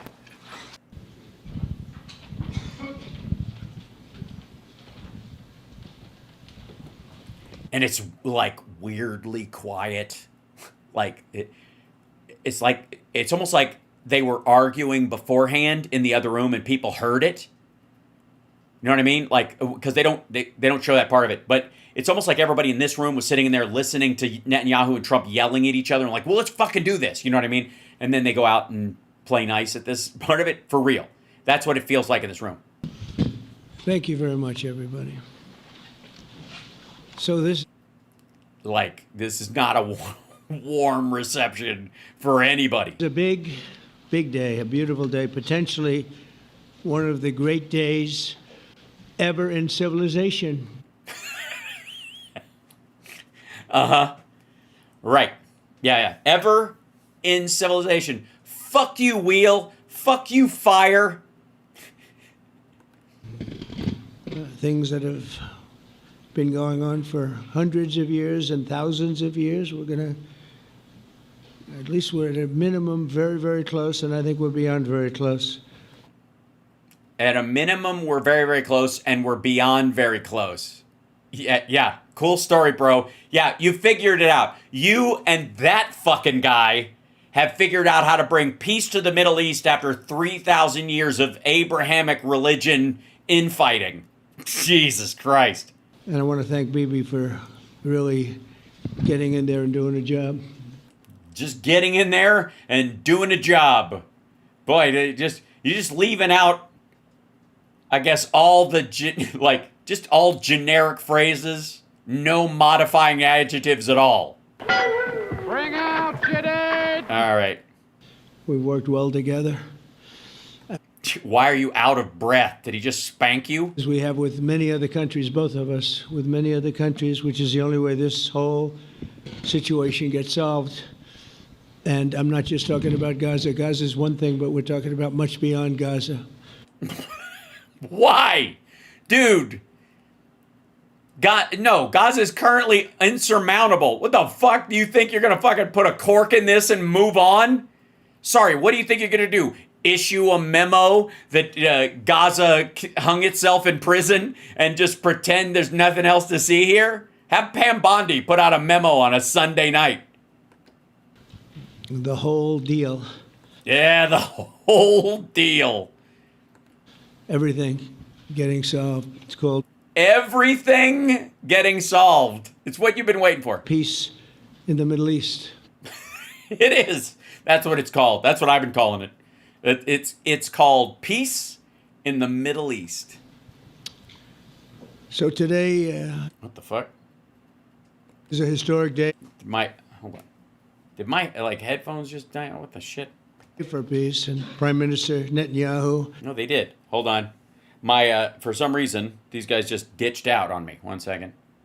What is going on? I'm being clearly. Let's see. There they are. I see them. It's the deep state coming after me again. Dink, dink. And I have just concluded an important meeting on many vital issues, including Iran, trade, the expansion of the Abraham Accords. Oh, the Abraham Accords. Ew! Ew! Oh, pardon me, mate. I'll be in the drawing room playing on the grand piano while you work on the Abraham Accords. The Abraham. Yes, when the Lord did look down and go, Abraham, I want you to kill your son. How do you think this is fucking spelled? It's Abraham. Hard A. I'm from Chicago. Abraham. Ew. Ew. Broham. And most important, the Abraham Accords. We discussed how to end the war in Gaza, but it's just a part of the bigger picture, which is peace in the Middle East. It is really. It's this little part of the Abraham Accords. Abraham. And let's call it eternal peace in the Yeah, while you're at it, why don't you just go to the fucking temple on the mountain, declare yourself God, and just jumpstart the rapture, fuckhead. Yeah, eternal peace. I believe it. I think it's going to happen. Look, chat room, you guys are a big bunch of meanie dowdy pants. And you think it's not possible to have eternal peace in the Middle East as of September 29th, 2025. And I don't know why, because he figured it out. He figured it out. Apparently, the entire cause of the Israel-Palestinian discord has been Tylenol.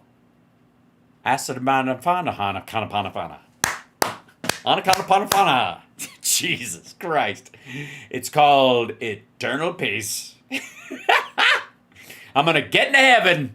I got it settled. This is my last chance. You're going to fuck around and be best friends with Jeffrey Epstein for 25 years. The only way Jesus is going to let me into heaven, and obviously it'll be the gated community part of it, and I won't be near any of the women, so it'll be kind of like hell for me, but definitely heaven for them, is to bring eternal peace in the Middle East. Fuck me.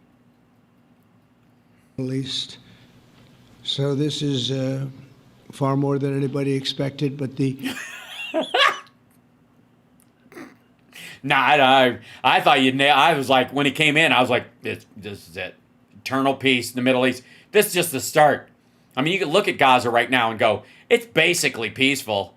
Jesus Christ. The level of support that I've had from the nations in the Middle East and surrounding Israel and neighbors of Israel has been... Oh, yeah, totally. Yeah, Lebanon, Syria, like a fucking well-oiled machine. Iran. Fucking Jordan keeping its mouth shut. Qatar's negotiating this stuff because we have a giant deal there and they're a tiny little fucking country. Egypt's just trying to keep the Iranian Republican Guard from toppling the fucking government. Yeah, dude, it's fucking Yemen. Smooth. Incredible. Every totally. single one of them. This afternoon after... Every one of them. Okay. Extensive consultation with our friends and partners throughout the region, I'm formally releasing our principles for peace, which people have... You're formally releasing your principles for peace. one would think that, I'm sorry, I started thinking logically, that you would have already presented these and Hamas or someone representing the Palestinians will have agreed to this thing and led to it, as opposed to, we finally figured out what we're going to ask for. Really liked, I must say. And these are done, not just routinely done, these are done with total consideration and working with the nations that we're talking about. All. Oh my God. Oh God. This is fucking terrible.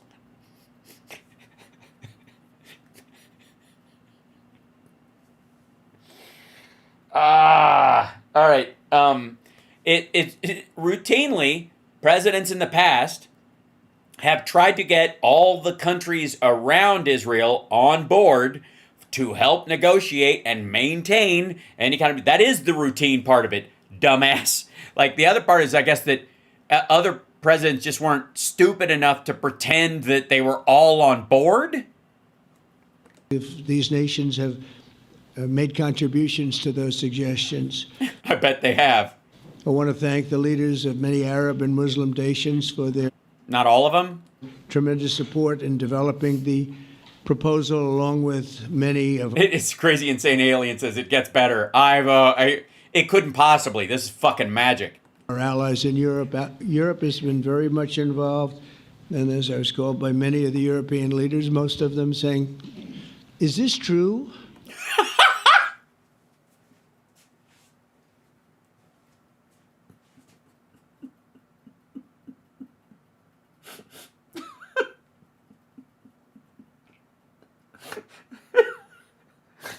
Imagine that phone call. Hey, is this, I just heard, is this true? Yeah, that happened. Are you really doing peace in the Middle East? This is...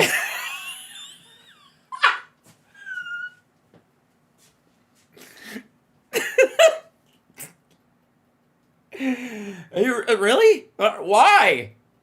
Are you really doing, like, I looked at my agenda, and I have to say, I didn't see doing peace in the Middle East. We had that penciled in for Thursday. Are you doing peace in the Middle East, are you? Oh, yes, I'm working on the Abraham Accords. Oh, pardon me, mater. I'll be in the drawing room playing the grand piano while you're working on peace in the Middle East with the Abraham Accords. The most incredible thing we've heard. Something...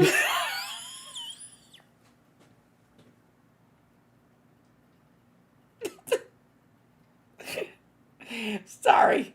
I just like the idea that fucking world leaders are calling up going, are you? Did I hear right? Are you really? Because that's incredible. Wow. When did America start trying to work on, I don't know, some sort of a two-state solution? This is new. It's the biggest thing they've ever heard. This is fucking crazy. Ah, shit. Hold on. Aw. Thank you. Yeah, there you go. Yeah, Steph just posted this. With the dog, by the way, the dog sneezed in Mark's face right that second. God. This video might do me in. Jesus Christ. They called just to find out, was it just a rumor or is it actually done? And then they said, have you spoken to the Arab leaders? Have you spoken to all of the other leaders that we have to get? A lot of people involved in this one. I also want to thank Prime Minister. Well, did you? What? Sorry, did they call and go, look, are you trying to do, is it just you and fucking Netanyahu and Jared Kushner and a fucking bulldozer? This is not, have you talked to anybody else? Is this, what are you doing? I'm just saying I'd like to see some transcripts. Yeah. For agreeing to the plan and for trusting that if we work together, we can bring an end to the death. Who the fuck? Does Netanyahu have tuberculosis? And destruction that we've seen for so many years, decades, even centuries. Nah, I gotta say, it's been the last couple of years that have been particularly fucked up. And begin a new chapter of security, peace, and prosperity for the entire region. And I want to just say that my meetings and dialogue that we had with so many countries, Saudi Arabia as an example, the king. The king, he's a great guy. He said our country was hot as a pistol. It was dead. Now we're hot as a pistol. Fuck. Phenomenal person. No, he isn't. He threw a permanent resident of the United States into a fucking wood chipper because he didn't like what he wrote about him. The Emir of Qatar, he's incredible people. Yeah, and they all like golf and invest in your fucking live golf bullshit. UAE, and that's MBZ and ABZ. Sorry, is that the TV stations over there? American Broadcasting Zero?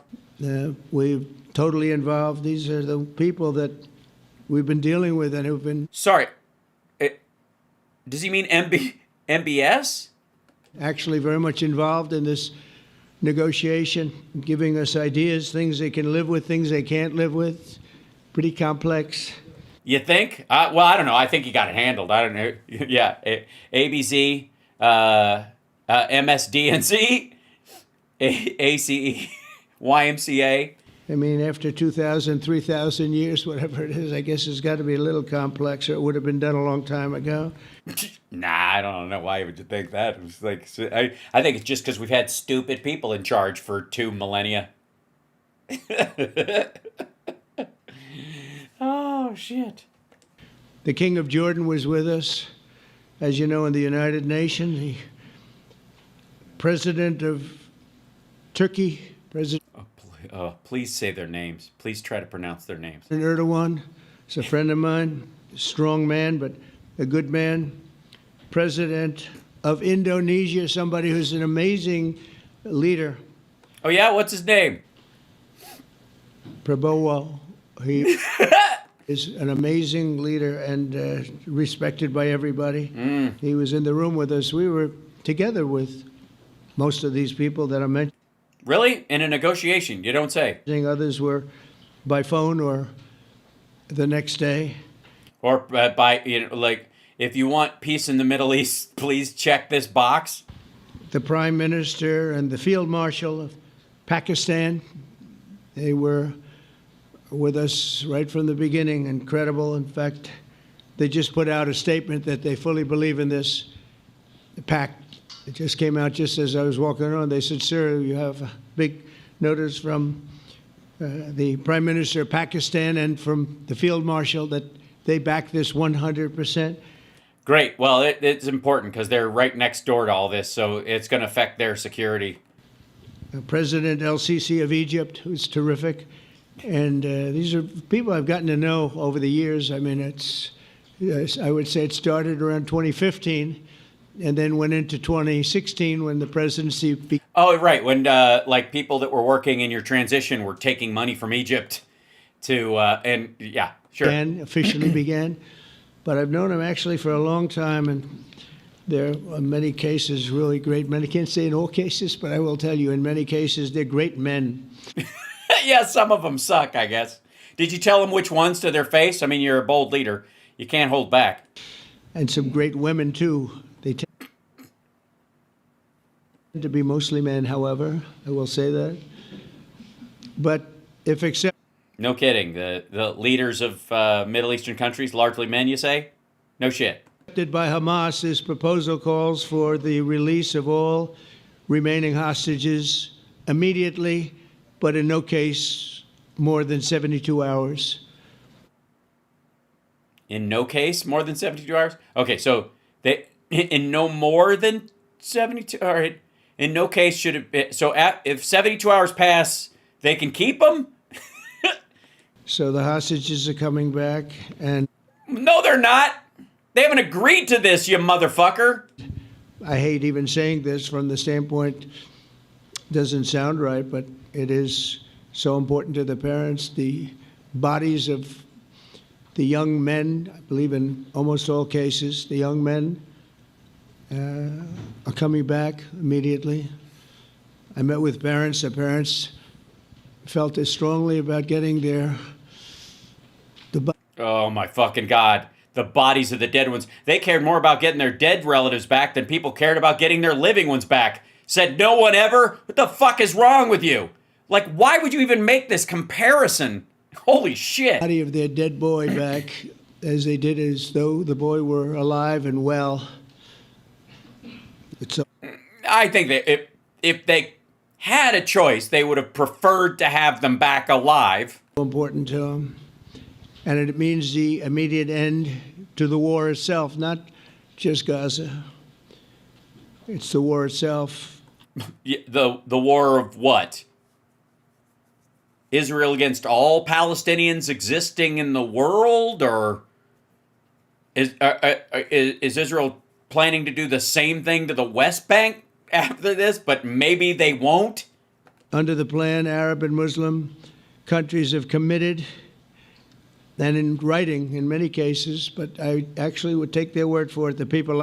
Yeah, you know what, after 2,000 years, do we have to write anything down at this point? Haven't there been...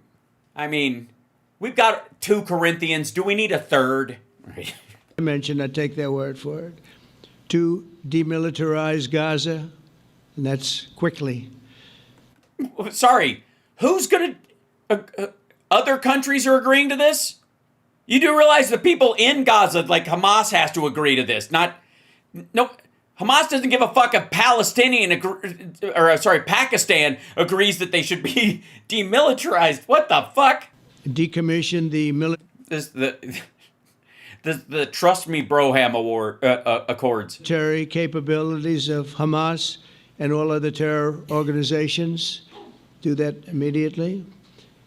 And we're relying on the countries that I named and others to deal with Hamas. And I'm hearing that Hamas wants to get this done too.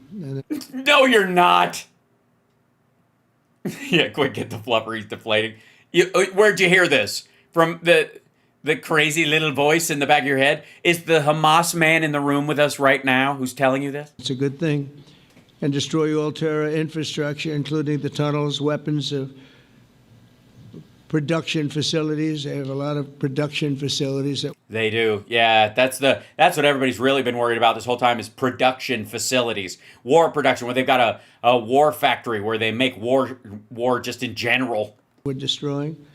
They'll also help many people are saying. Train local police forces in the areas that we're discussing right now, in particular in and around Gaza, working with the new transitional authority in Gaza. All parties will agree on a timeline for Israeli forces to withdraw in phases. They'll be withdrawing in phases.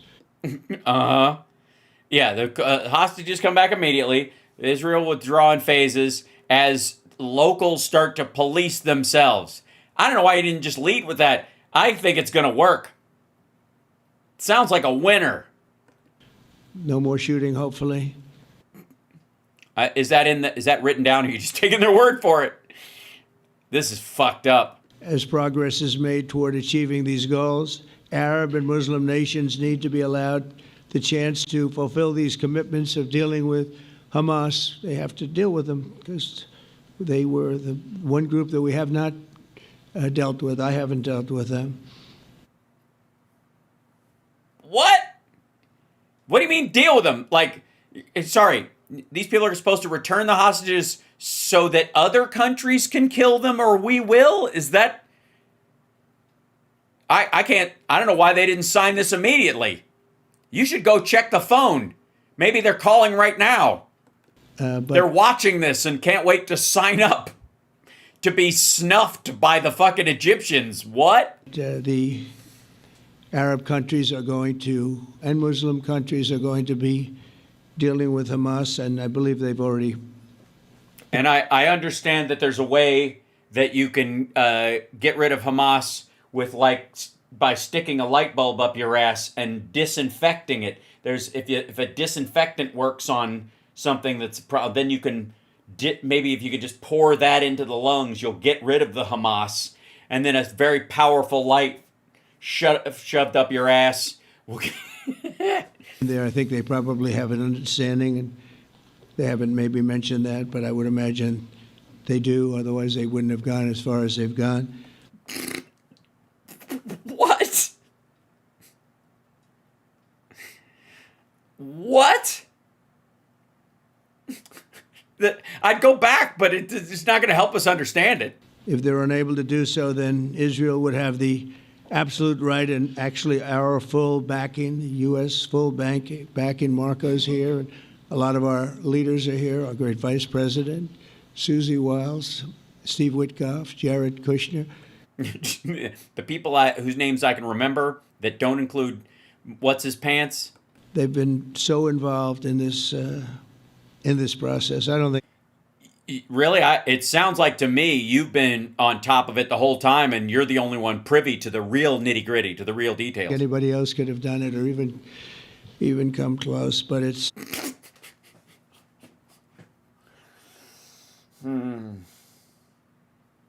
This asshole is going to die jealous of Jimmy Carter. Just get used to the idea, and Obama and Clinton. That's what this is all about. Like and Biden. He's just grinding on all the people he's jealous of. We're right there. We're right there. First time in thousands of years, I think. Yeah, I agree. We're right on the cusp of it. Nothing says peace in the Middle East like the current state of Gaza. I think you can probably say, if you really look into it, if you study. I will. I mean, I haven't had time, but I'll try. Back, if you're a scholar.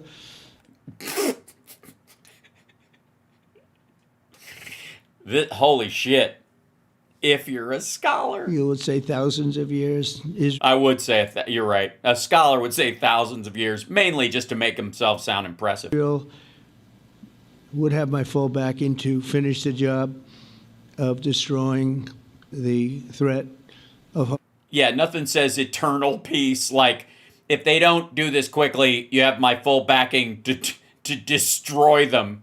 Hamas, but I hope that we're going to have a deal for peace. Hope? You just said we're on the cusp of eternal peace.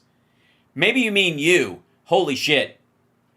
I mean, as premonitions go, you guys know how I told it. Like this, remember that Christian preacher that kept saying that the rapture was coming, that the end of the world was coming, and it never did. And he's like, oh, I did the math wrong. I forgot to carry the. It's actually not May, it's October. And then it didn't come. And then he's like, sorry, 6 weeks. 6 weeks later, he died because at a certain point, you can predict the end of the world, but it might just be in a very localized sense.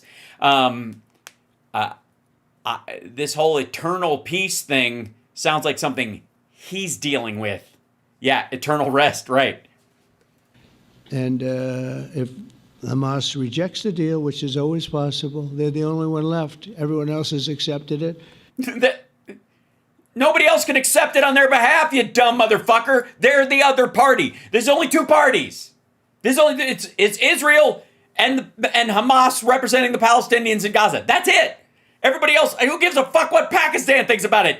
They don't get to sign off on peace deals on other people's behalf. Fuckhead. Jesus Christ. We've got eternal peace. We're on the edge of it. Yeah. It's right here. It's never happened before, and I'm about to bring about the greatest era of peace in history. Basically, I'm like Jesus with a nunt. But I have a feeling that we're going to have a positive answer. Me too. I can feel it. Yeah. Anybody else feel it? Why don't you just sit there and bleed a while before you taste some real pain? All right. But if not, as you know, BB, you'd have our full backing to do what you would have to do. Eternal peace. You have our full backing as a Christian nation to forgive them. I'm just fucking with you. Level the place. I want to put her in a pool. Understands that the ultimate result must be the elimination of any danger. That's a tough one. Yeah, revenge being a tough thing to deal with. It can be generational. Any really. Posed in the region. In the region. Okay, so not just in the Gaza area. So anywhere around them. Okay. And the danger is caused by Hamas. The tyranny of terror has to end. And this is, again, something that we're looking for. This is eternity. This is... Yikes. This is eternity. That's what I'm looking for. I'm just one little bit of eternity. So deal with that, okay? Eternity. I'm just a little bit of eternity, okay? Trying. Eternity. Eternity. Or forever. Oh, that's what eternity means. I've been wondering. It just sounds like something, I don't know, like somewhere between ether and a key. I don't know. But yeah, so it means forever. Oh, that means forever. Forever. That's a mighty long time. But I'm here to tell you, there's something else. The afterworld. To ensure the success of this effort, my plan calls for the creation of a new international oversight body, the Board of Peace, we call it. The Board? The Board of Peace. We got the Department of War and the Board of Peace. He named it that because he's already bored with peace. He's bored of peace. The Board of Peace. Oh my God. Everybody just lost their boner in that room. Peace, sort of a beautiful name, the Board. Sort of. The Board, sort of a beautiful, the Board of Peace. It sounds like an ironic name for a paddle in the vice principal's office. Of Peace, which will be headed not at my request, believe me. I'm very busy, but we have to make sure this works. The leaders of the Arab world and Israel and everybody involved asked me to do this, so it would be headed by a gentleman known as President Donald J. Trump of the United States. That's what I want, is some extra work to do, but... Jesus Christ! What? Chairman of the Board of Peace. Being president? Bullshit. Now he's got the role of a lifetime. If I don't get the Nobel Peace Prize for being president and chairman of the Board of Peace Prize, son of a bitch. It's so important that I'm willing to do it. Oh, thanks. Yeah, I'm sure. And now that I know it's in good hands, tiny hands, orange hands, bruised hands, but still. And we'll do it right. And we're going to put leaders from other countries on, and leaders that are very distinguished leaders. Yeah, people who dress fancy and have nice watches. Excellent. And we'll have a board. And one of the people that wants to be on the board is the UK former Prime Minister, Tony Blair. Good man, very good man. He does? Does he know that he wants to be on it? Have you talked to him about it? Is he the person who called and went, I'm sorry, are we doing this peace thing? Am I on some sort of board of peace? Have you talked to anyone else? Is anyone else available? This turned out to be the root of that fucking phone call he said a minute ago about, what, are you doing peace? What? We're doing what? Because he fucking announced that he was going to be on this board and he didn't know it. And some others. Yeah, I trust. Otherwise, it wouldn't be a board. It'd just be you and Tony, I guess. Just waiting for Godot. Just you and Tony on a park bench. And they'll be named over the next few days. Yeah, in the next 2 weeks. Clearly, it was good. I mean, we're on the cusp of eternal peace. What's a couple of days against eternity?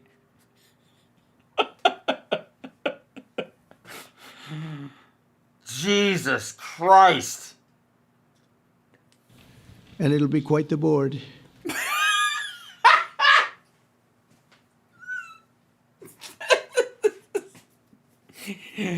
Oh, yes. Yes, absolutely. It'll be quite the board. The board of the Abraham Accords. Everybody wants to be on it now. Oh, yeah, buddy. I do. Sign me the fuck up. I'll do it. I'm not even close to joking. I'll jump right the fuck in there. Seriously. And now, I will obviously do a hostile takeover of the board get all the controlling shares, and of course, leverage buyout the rest of these motherfuckers and drive him and Tony off the board, and but in the interim, it'll be hilarious. I don't know if that had anything to do. They named me, and everybody else wanted to be on it, I guess. Yeah. That's what did it. Everybody else wanted, like, fucking, that guy, Pakistan, Field Marshal Khan. I don't know. They figure, well, he's a soft touch. He'll be easy to deal with. Working with the World Bank and others, it will be responsible for recruiting and training a new government that will be made up of Palestinians along with highly qualified experts from all around the world. All around the world, same song. Yeah, yes, the World Bank. Hey, maggots. How do you feel about that whole WEF deep state World Bank thing again? You guys are cool, right? Now that they're part of the Abraham Accords. Ew. Hamas and other terrorist factions will play no role in the board, but... board? No, they're not going to get... They didn't want to join, or when they heard you were on it, or... they'll play no role in the governance of Gaza at all. Okay, so they're supposed to give back all of the hostages immediately. They've got 72 hours to do it. If they don't do it in that time, other Arab countries are going to have to kill them all. If they do give them back immediately, other Arab countries are going to have to still kill them all, and then the Gaza is going to be taken over by a board headed by you and the World Bank and Tony Blair, who was great during the Iraq War, by the way, and who also, I believe, QAnon thinks is part of some sort of lizard eating, like a lizard people baby eating group. Directly or indirectly, as you know. Probably indirectly. I'm going to go with indirectly. Mostly, like most of this will be done indirectly. Thousands of Hamas leaders have been killed, and soldiers have been killed. And it was a pretty big organization. They had thousands of leaders. Talk about, I mean, maybe that's why they weren't that successful overall, is that their hierarchical structure was just spread too thin. And we can never forget October 7th, but thousands have paid the price for that.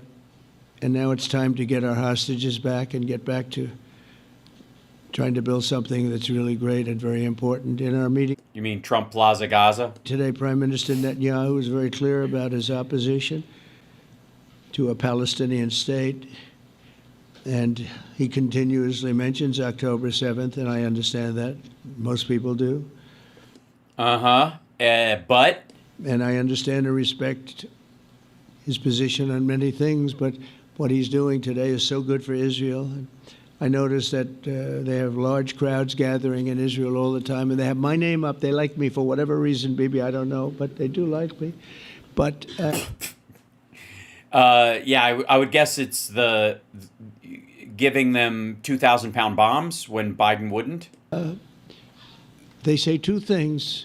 Please get the hostages back and please end the war. They've had it. It's had it. So I think it's a very popular thing you do because he's a warrior. He doesn't know about getting back to a normal way of life, but he is a warrior. And he does. Sorry, he doesn't know about getting back to a normal. Sorry. So he picked this. He picked this up, like he did this on purpose. Is that the idea? Israel's lucky to have him, but now the hopefully they'll be lucky to have him in jail after he comes up on corruption charges and actually is found guilty. People want to get back to peace. They want to get back to normalization in a true sense. Several countries have normalization. I mean, you mean normalcy?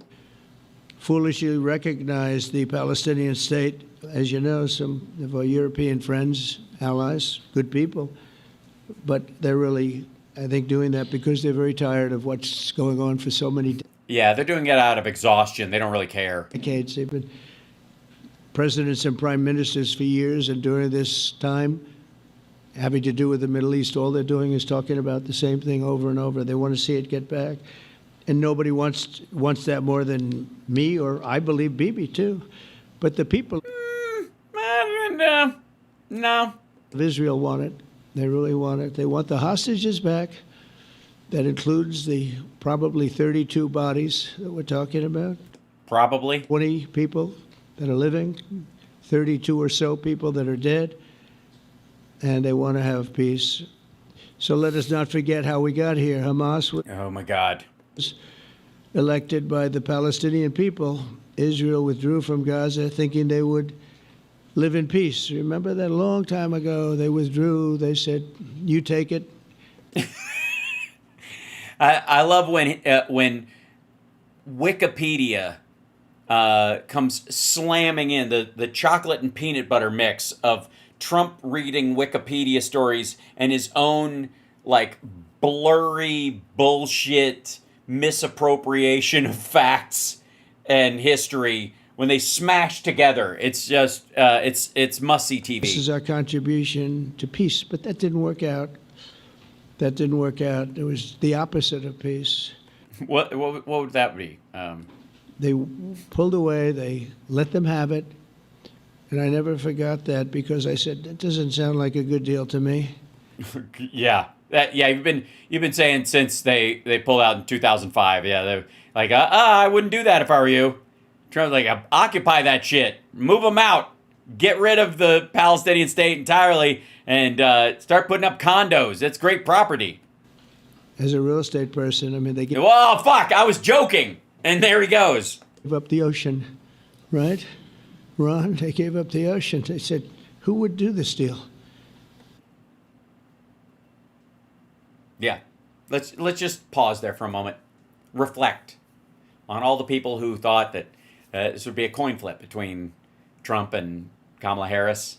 That and so they were comfortable stepping back and allowing this fuckhead to get elected because they thought he would be better for the Palestinian people. The guy who called for Trump Plaza Gaza, who put out an AI video of half-naked women dancing in Gaza in his new, chic properties that Jared Kushner would build.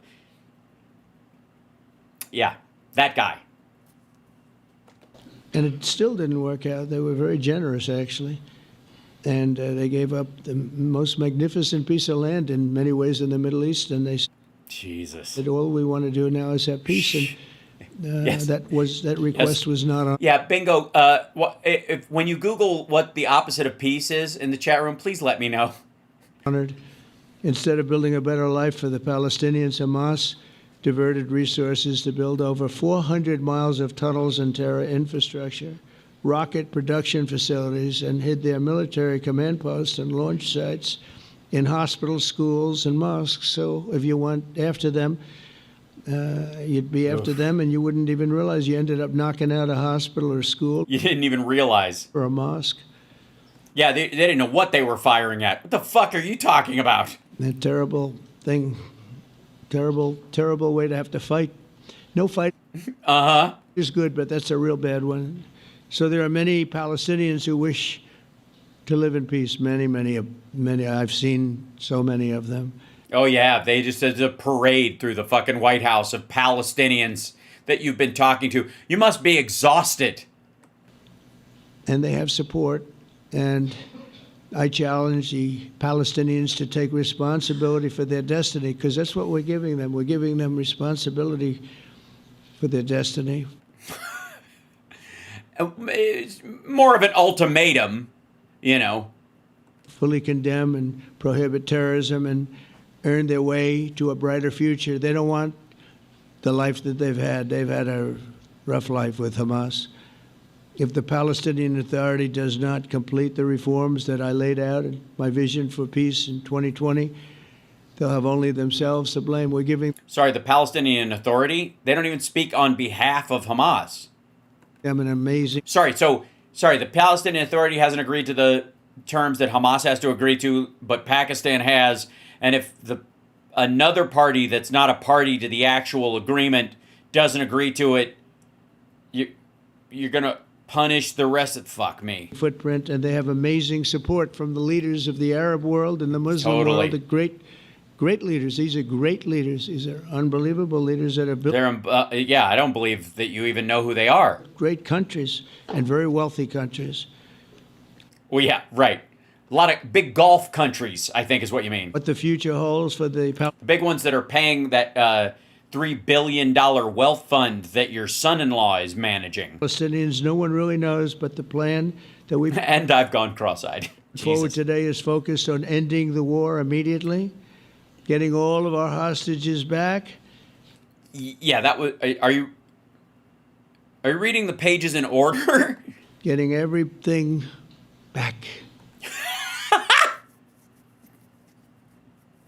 Get it back. Getting everything back. We just want it back. Back to where it was. Back. Hard to believe when you even say it. Yeah, it is.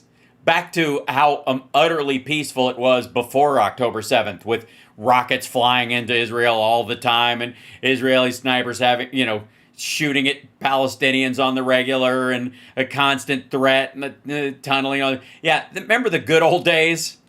And creating conditions for durable Israeli security and Palestinian success. Israeli security is going to be involved. We're going to help you.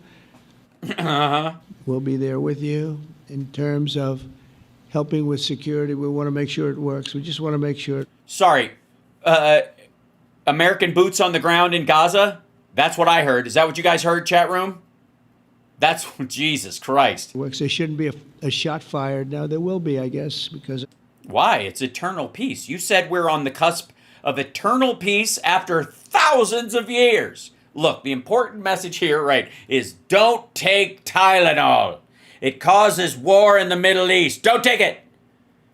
And don't give a baby in Gaza Tylenol unless it's absolutely medically necessary. Otherwise, don't do it. So it seems to be, but they shouldn't have to be within a few days. They shouldn't have to be a shot fired. Okay, sure. Wouldn't that be true everywhere? Yeah. So have you tried blasting Kumbaya really loud? Like on loudspeakers? Maybe Maybe play Imagine really loud. You know what I mean? Do one of those things where it like plays on everybody's phone at once, like an episode of Sherlock. Eternity. Wouldn't that be nice? Jesus, listen, hold on. You what now? Hold on. I have to get this back. Where the fuck is mine? There it is. Not fired. Maybe for eternity. Wouldn't that be nice? Yes. Imagine there's no shots fired. It's kind of fucking impossible to think about. I hope it's true. I can tell you the leadership of that region feels that there's a good chance of it being true. No. No, I don't think so. I'm pretty sure the people in Qatar are like, well, okay, if you say so, but shit. So this will lead to this agreement that we're talking about will lead to a sustainable long-term peace. No president in sustainable long-term. I think you mean eternal. History has been a greater friend of the state of Israel than I have, in addition to negotiating. If I don't say so my damn self. Negotiating the Abraham. Jesus. Ew. The Abraham. Ew. Oh, dear. Ew. The Abraham Accords. Ew. Pardon me, Major. I'll be in the drawing room playing on the grand piano for the Abraham Accords. Ew. Oh, the Abraham Accords. I like to say it that way because the real people, that's what they call Abraham. The real people. Did you hear that, Groypers? He thinks he's using the Jewish pronunciation. The real people. Abraham. I would say Abraham, but it's so much nicer when you say Abraham. So much more elegant. Jesus Christ. The Abraham. That's why I say abracadabra. Accords. That's why I say Abraham Lincoln. Amazing. Jared, you did that along with your group of geniuses. Oh, yeah. He's sitting right there. The ink is fresh on the real estate deal. And nobody thought that could be done. We have four nobody thought that countries that weren't fighting would stop fighting. countries, and Sleepy Joe Biden didn't do a thing. He didn't even know what the hell they were. He should have had them fold up. But I think this will also lead to... He should have had them fold up? Packing them. And who knows? It's going to be packed, yeah. The Abraham Accords are going to be packed. Maybe even Iran can get in there. I hope. We hope we're going to be able to get along with Iran. I think they're going to be open. Don't you mean Iran? That's the way the fancy pants people say it. Into it. I really believe that. But they could be a member. Yeah, asshole, you think there's not going to be another shot fired in Gaza in 3 days? Forever. I long ago said, I'll bet you at some point Iran will be a member of the Accords, and little did I realize it was going to take this turn. That was some turn we did with the B-2s. Sorry, you're going to bomb them into the Abraham Accords? But... literally, people are laughing at him now in the audience. Like, this is fucked up. I think they might very well be there because it's a great thing for them economically. I recognize the eternal... Economically, yes, because the Abraham Accords are financial arrangements between wealthy individuals, not a peace process. Capital of Israel. I opened the American embassy in Jerusalem. That was something that everyone said would never be done, could never be done. Virtually every president for many, many years, for decades. Yeah, just talked about doing it and then went, actually, it's a bad idea. Never mind. Would campaign on... No, they didn't. Making Jerusalem the capital of Israel. No, they didn't. Most of them campaigned to be the president of the United States of America. They campaigned on it over and over. Is that right? No. Right, Steve? Is that right? Everyone and when... No. They got to it, and I understand why now, because it was so... When I got to office, I campaigned on it too. I said, we're going to make it. And then I'd get calls from the leaders of various countries saying, please don't do it, please don't do it. And then October 7th happened directly in response to it. Lend the whole world, please don't do it. And finally, I just didn't say anything, and I did it. People were calling me before I did it because I heard I was going to do it, and leaders of countries... Oh, you heard you were going to do it? Who'd you hear it from? Were calling me, and I think it was on a Thursday that I did it, and... Yeah, it's probably... I think it was a Thursday. Somebody wrote that down, right? It's a Thursday? Call me Monday, Tuesday, Wednesday, 3-4 times a day, and I said, tell them I'll call them back on Friday. And I announced it on Thursday, and I called them back, the biggest people in the world, and they said, you've done it. I said, done what? You've made the capital of Israel, Jerusalem, and we wanted to talk yet. I wish you called me a little sooner. Maybe I could have done something about it. So that was a lot easier than getting into an argument. What the fuck? Because I knew what they were calling about. And you know what? It turned out to be amazing. No, it didn't. It was one of the impetuses for October 7th. It literally was. They're like, okay, here it comes. He's recognizing the Golan Heights. He's moving the embassy there. He's recognizing they're going to destroy us, so we better strike first. That was... It doesn't excuse it, but that was absolutely what they wrote down as what, like, Yahweh Sinwar said that was when they started fucking planning it. And that's why everybody called and said, don't do it. Everybody thought it was going to lead to the end of the... To what?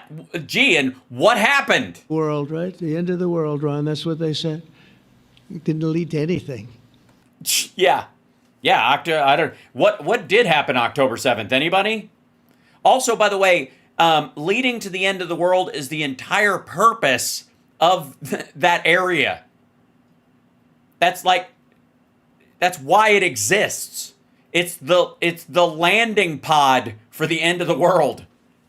It just led to something that I promised and something that was very, very popular for Jewish people and a lot of other people too. Yeah, a lot of other people. Yeah.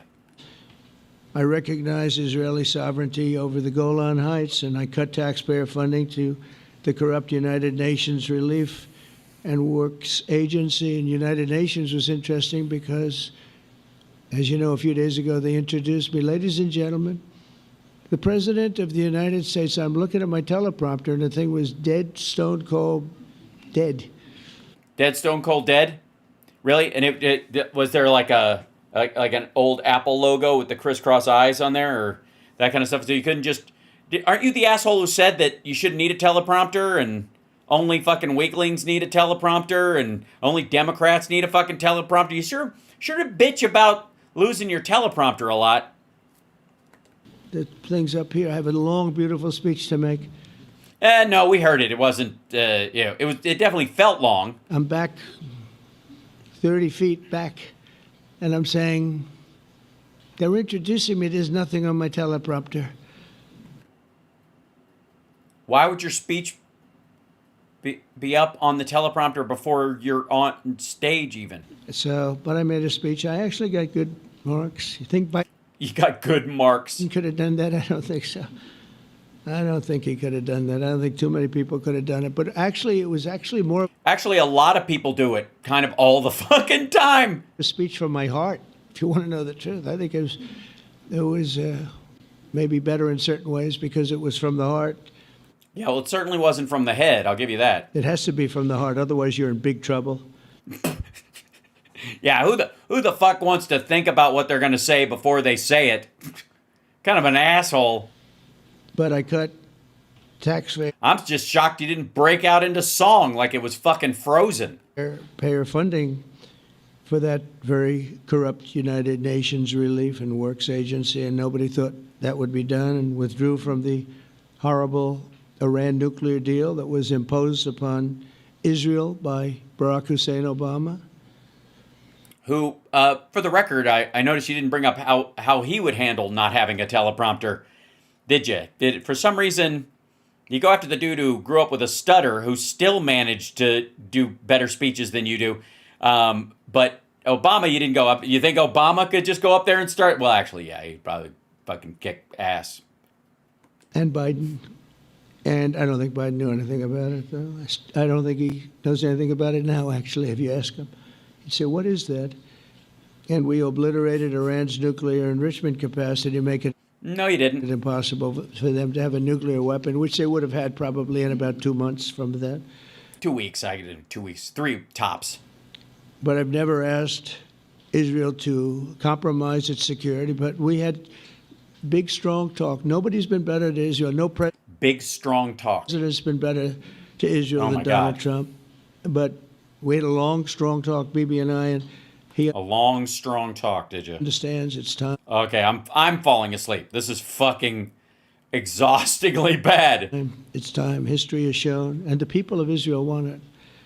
And the people of the Middle East want it. You already read that part. That was 2 pages ago. Of enemies of Israel want it, but they don't have really too many enemies right now. Sorry, enemies of Israel want this? Well, maybe then it's not good. And you know what? Many countries have gained great respect for Israel for the way they fight. Not so much. I think actually, arguably, they've lost more respect over the last little bit than they've gained. They do, including me. I had respect anyway, but they gained respect. How? History has shown us that those who have relations with Israel have thrived, while those who have devoted resources and attention toward the destruction and even annihilation of Israel have languished. Yeah, that's the big problem. Gaza's always languished. And done well.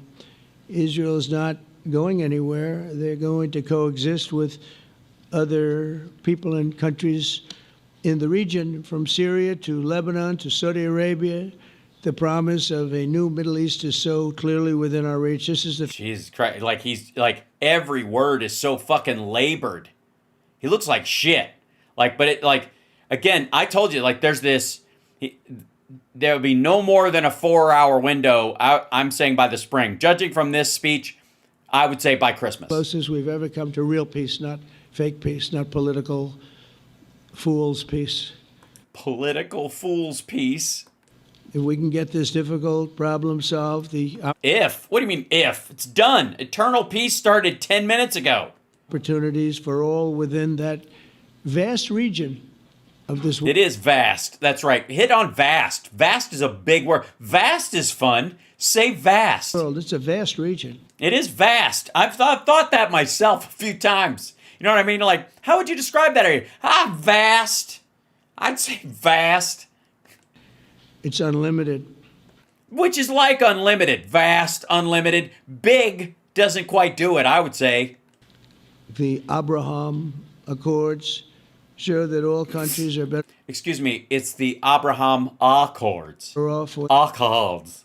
Accords. They communicate and work together and embrace new opportunities. I hope Jared and Steve and Susie and Marco and JD, we're great people. I hope you guys are going to work very hard to get these other countries in, because now they have no excuse. Sorry, hope. You run the board of peace. You're the chairman of the board of peace, dummy. There's no longer an excuse. They were somewhere hesitant. And I tell you, the 4 countries that went in, I give them tremendous credit. And it's worked out incredibly well for them. Oh, yeah, it's killer. Yeah, all the benefits of golf, right. It's all been golf. It's just golf. In the same spirit, I'm pleased to report that earlier today, we took another important step toward greater understanding of the region. A short time ago. Sorry, greater understanding of the region? What they do, show you a fucking map finally? We had a historic phone call in the Oval Office with Prime Minister Tani, who's really a great person. Oh, yeah? Prime Minister Tani, sure. Of who? So we had a great talk. And oh, yeah? You and Prime Minister Tani? Did you? Tani Katayan from the Whitesnake videos? She passed away. I miss her. I was on the phone, and Bibi was talking. Prime Minister Al-Thani was... Prime Minister Al-Thani. I see. So not just... So I guess Tani to his friends. Sure. They really had a heart-to-heart conversation. It was a great conversation. Okay. So that's what the screaming was in the other room before they came in that made everybody in this room act like a bunch of kids around the dinner table when mom and dad are fighting. For real. That's that heart-to-heart, what he's talking about, that conversation. That's why when they walked into the room, everybody could hear them yelling through the door. It was productive. It was everything that you need to have something turn out to be successful. And I want to thank Bibi. And I want to thank the Prime Minister. It was fantastic. Prime Minister Albert Tani. We agreed to launch a formal... Tani the Tiger. He's great. That's right, I am tech. Trilateral mechanism between Israel, Qatar, and the United States to begin a dialogue to enhance mutual security, correct misperceptions, and avoid future misgivings. And I want to thank Qatar, its leadership, and the Emir. He's a fantastic person. I think doing a terrific job, doing a fabulous job. You know, I'm going to be his public relations man because I know him differently than a lot of people know him. But he wants peace. Sorry. Differently? So other people don't think he wants peace? He wants to see peace. But according to you, according to everybody else, he doesn't? Is that the idea? People, and they really acknowledge the critical role that they've played as mediator. And again, we're not quite finished. We have to get Hamas, but I think they're going to be able to do that. So now it's time for Hamas to accept the terms of the plan that we've put forward today. And again... Why? I mean, I thought we had eternal peace and it's done. This is a different Hamas than we were dealing with because I guess over 20,000 have been killed. Their leadership has been killed 3 times over. So who exactly are you talking to then? The 4th string? So you're really dealing with different people than... Well, maybe they'll be less inclined. We've been dealing with... Maybe the second guys were the most negotiable, and the third guys were more, on and on. It gets harder and harder. Over the last 4 years, 5 years, everyone... 10 years, who cares? 1,000 years? Done their part and come to the table in good faith. Our Arab and Muslim partners are fully prepared to step up and fulfill their commitments for the benefit of the people. I never thought eternal peace would be so boring. Gaza and the entire region, they're willing to step up and do a lot. They really are. There are a lot of good people involved.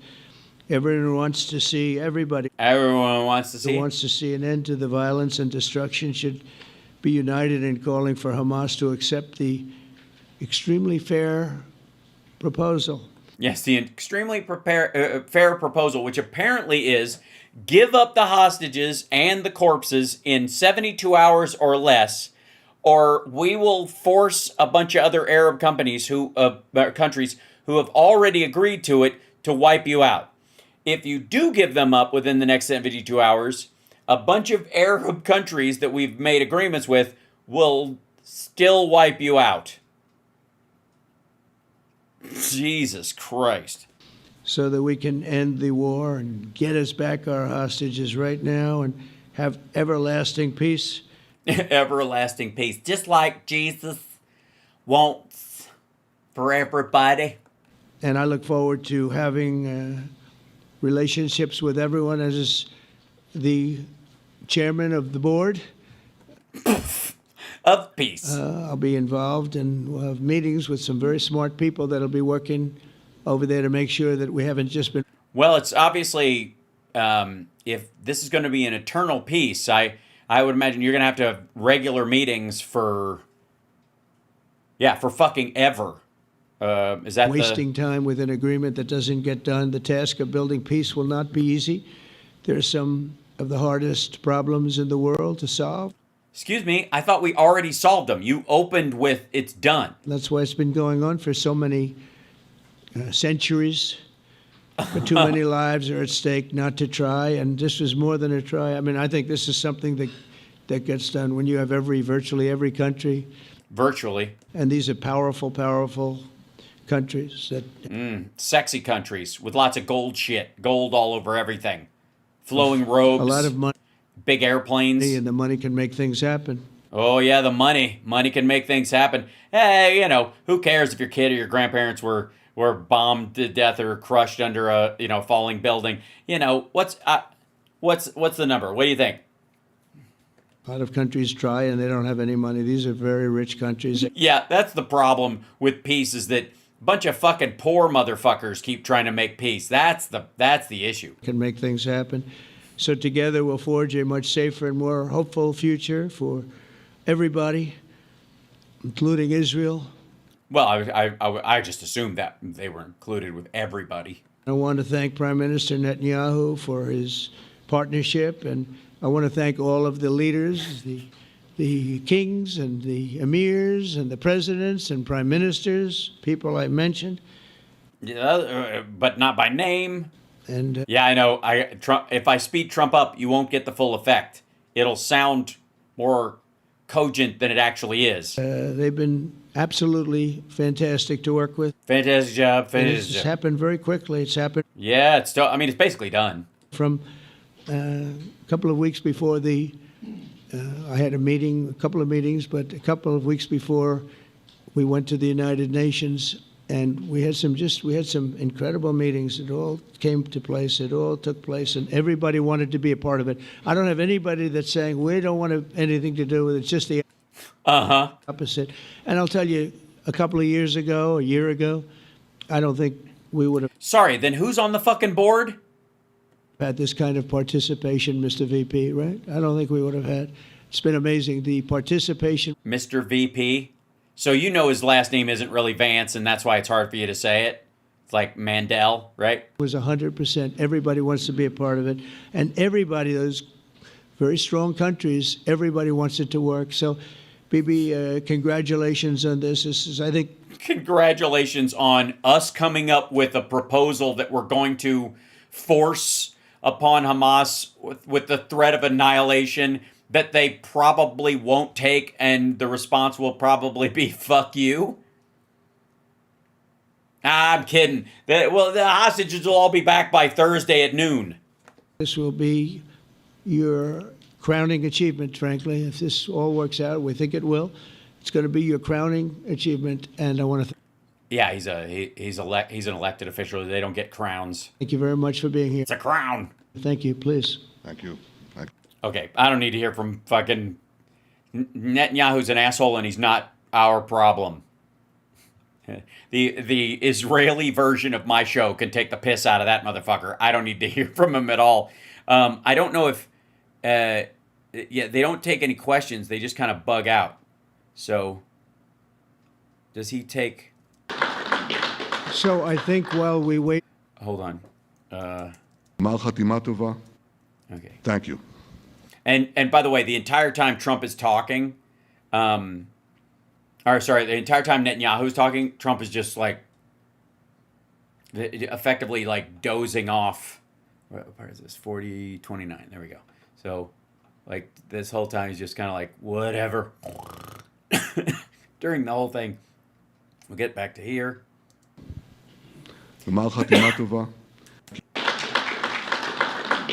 So I think while we wait for these documents to be signed and get everybody in line, I think it maybe is not really appropriate to take questions. I'm right, because people would have way too many. Meeting with, as you know, a couple of Democrats in a little while about the country, about keeping our country open. The country will still be open. You mean the government? They're going to have to do some things because their ideas are not very good ones. They're very bad. Oh, they are? They're going to have to do some things? Apparently not. For our country. So we'll see how that works out. Yeah, we will. But this is something that was really historic today. This was something that... This is like he did this literally so that before the government shutdown meeting, he like dragged Netanyahu over like, hey, come out here and do this dog and pony show about peace in the Middle East. So I can go, you motherfuckers want to shut down the government just as I created peace in the Middle East. You're trying to stop the rapture. It was amazing. I think, Bibi, I mean, depending on you, I think while we're waiting for signatures and waiting for approvals from a lot of... Sorry, but hold on. The two of these motherfuckers are going to go sit in the Oval Office or in the residence and wait for Hamas to sign these documents? Different countries that are involved in this, we probably shouldn't take questions, or would you like to take a question or two from perhaps a friendly Israeli reporter, if there's such a thing? That's a very, very tough proposition. But I would think, Mr. President, that I would go by your instinct that this is, we'll have enough time for questions. Let's settle the issue first, I think. Thank you very much. Fucking front row, like Vance and all those assholes are just like. Thank you.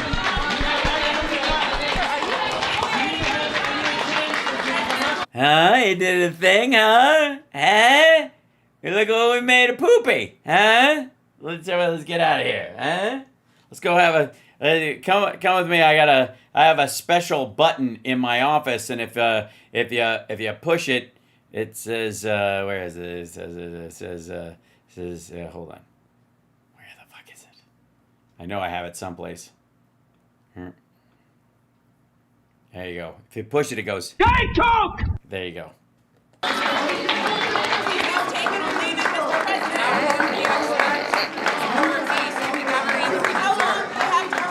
You know, does anybody else notice that he's like huffing and puffing? Like, we're in major old man territory right now. And then he supposedly went and had a meeting with the Democrats after that. I think when Schumer was saying, I think he heard us about the story he was telling about a woman who would lose her insurance and her kid might die. I don't think so. I think what he saw was the panic and sadness of this dude, like, confronted by his own fading heartbeat and his shitty breathing. Our Hamas leaders in Qatar are off limits now. Thank you very much. Thank you, press. Thank you, press. Good Lord. Crazy Insane Alien, you were absolutely right. That was a whole lot of a whole lot. Christ almighty.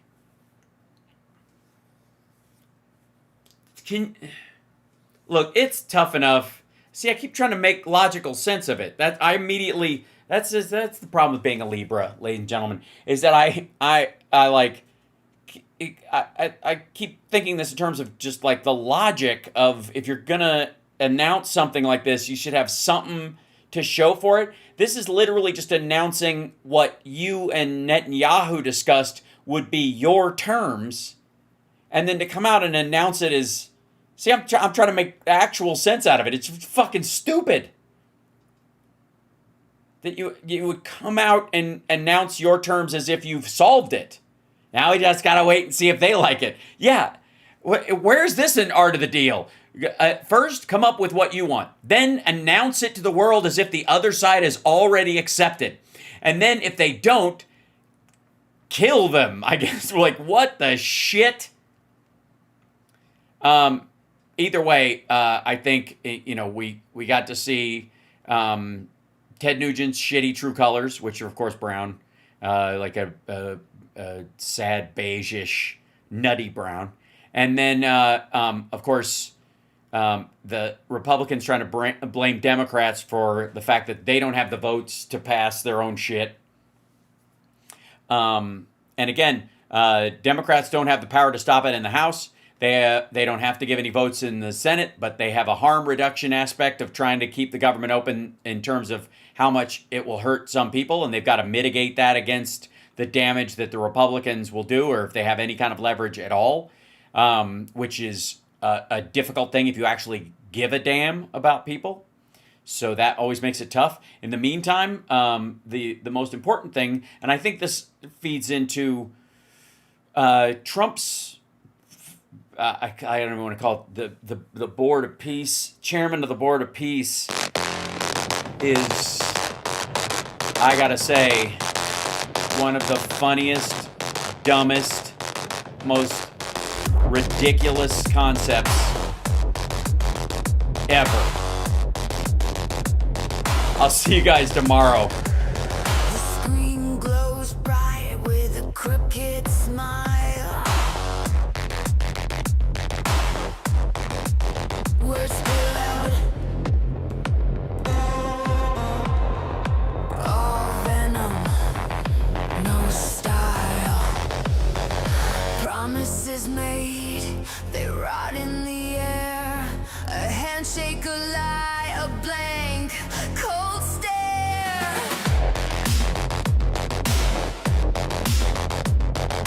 Puppets dance, the strings are tight. Shadows whisper in the dead of night.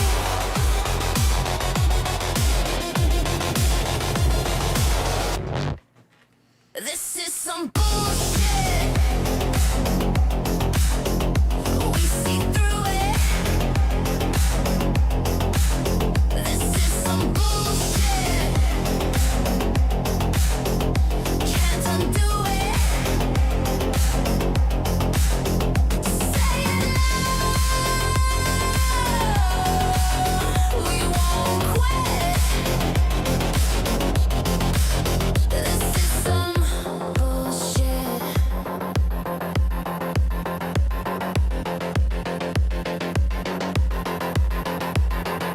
Paper thin truths that crumble like ash. Golden thrones built on stolen cash. We